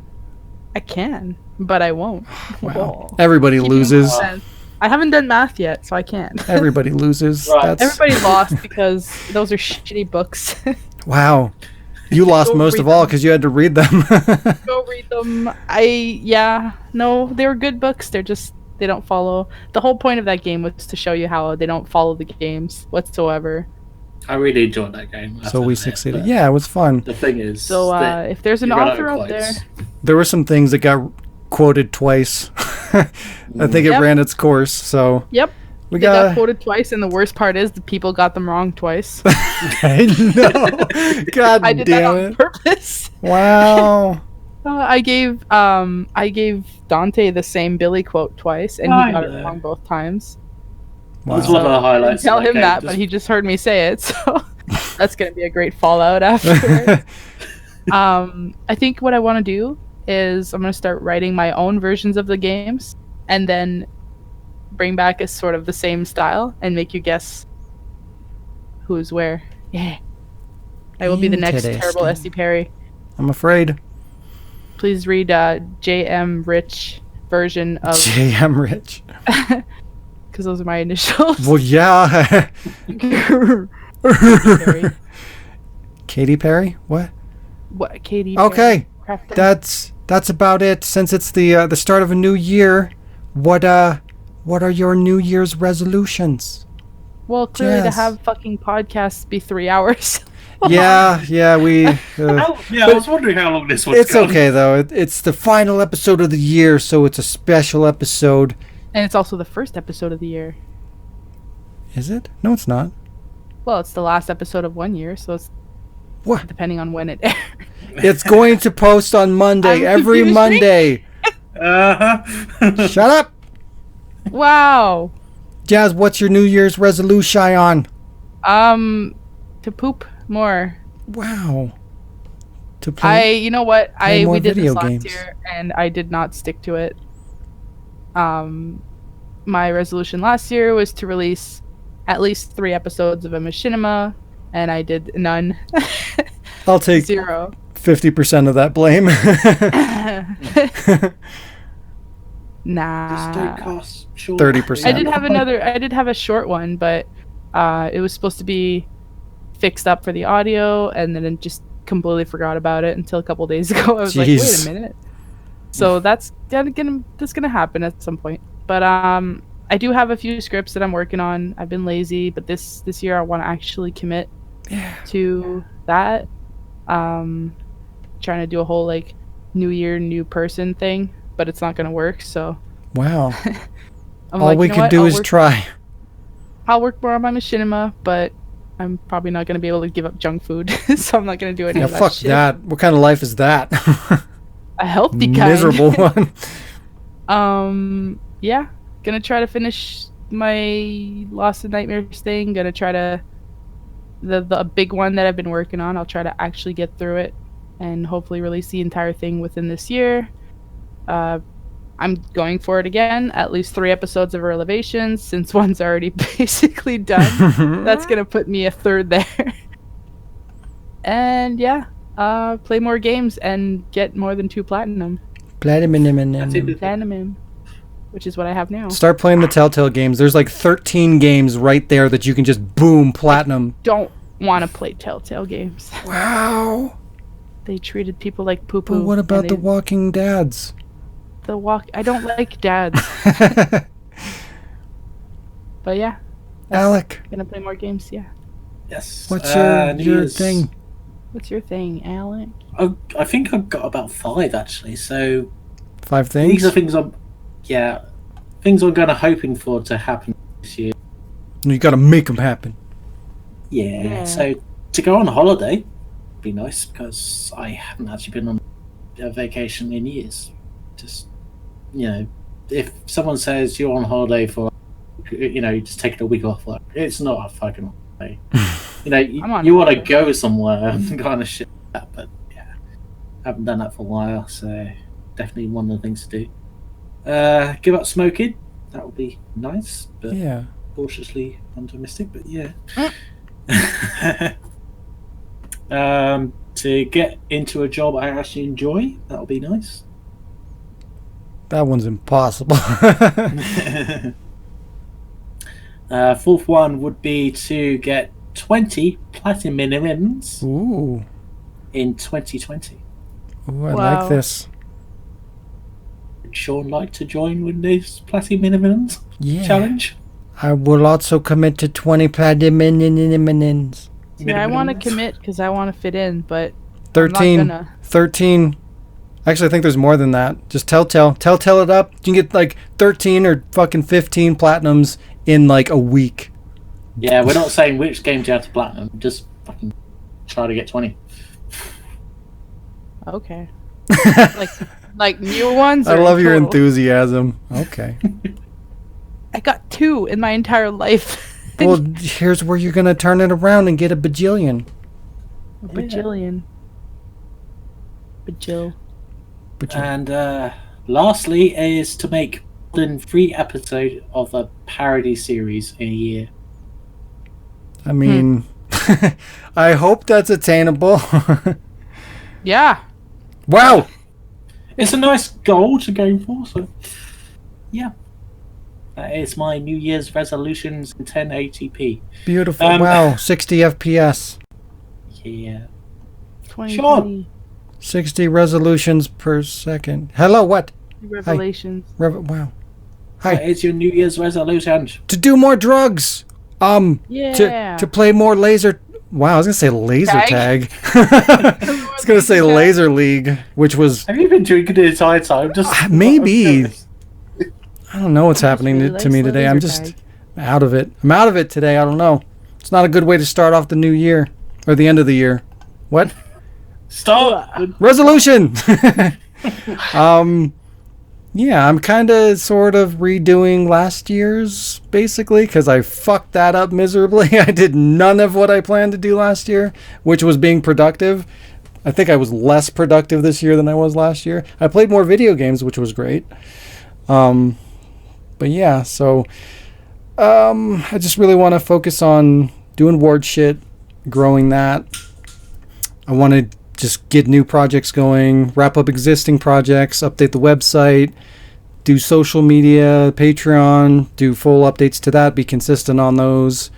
Just doing consistent content and updates, including the podcast every Monday like it's supposed to be. I need to do that consistently. Like, that's step one, with the first episode being on Monday, and then from there every fucking Monday. And then just prioritizing just the ward and making progress and growing the ward and growing the user base. And to do that, I'm going to have to be consistent. I'm going to have to be, committing to deadlines and doing that kind of thing. So I really want to do that and just be consistent and grow and just make the ward better, get more content out there. I want machinima to be a big focus of that. I want, at the bare minimum, like one machinima a month. I want to do something I want to do more than that, but I don't know if that's really realistic just because the amount of time and effort that goes into a machinima.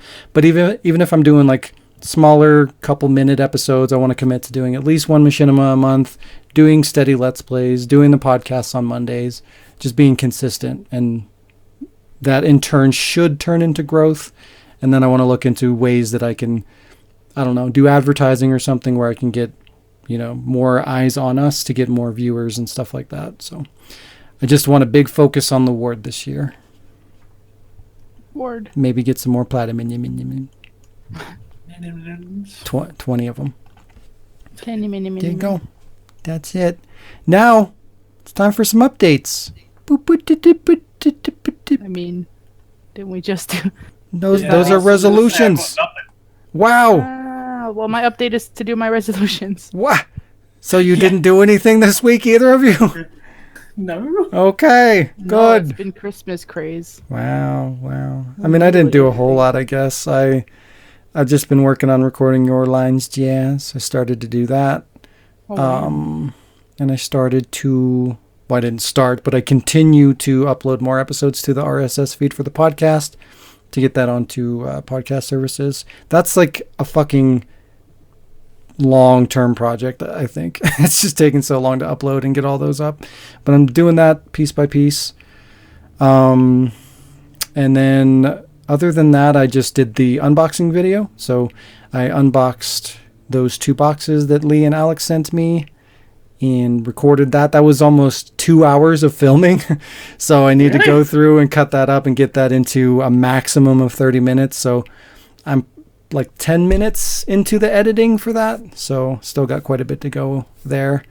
But I want to get that edited and out this week. So I'm working on that too. That's pretty much it. Everything else has just been, dealing with the holidays. Jeez. There you go.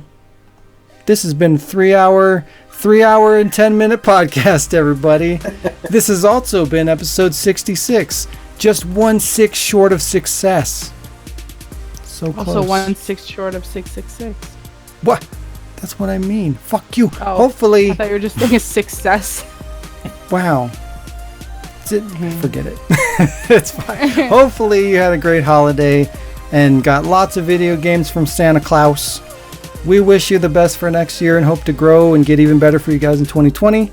If you want to help us attain that goal, why can I not speak today? If you want to help us attain that goal, head over to patreon.com/thewordproduction to help support us in the new year. As always, thanks for listening, and we will see you next year. Bye-bye, everyone. Happy New something. Happy New Get Fucked.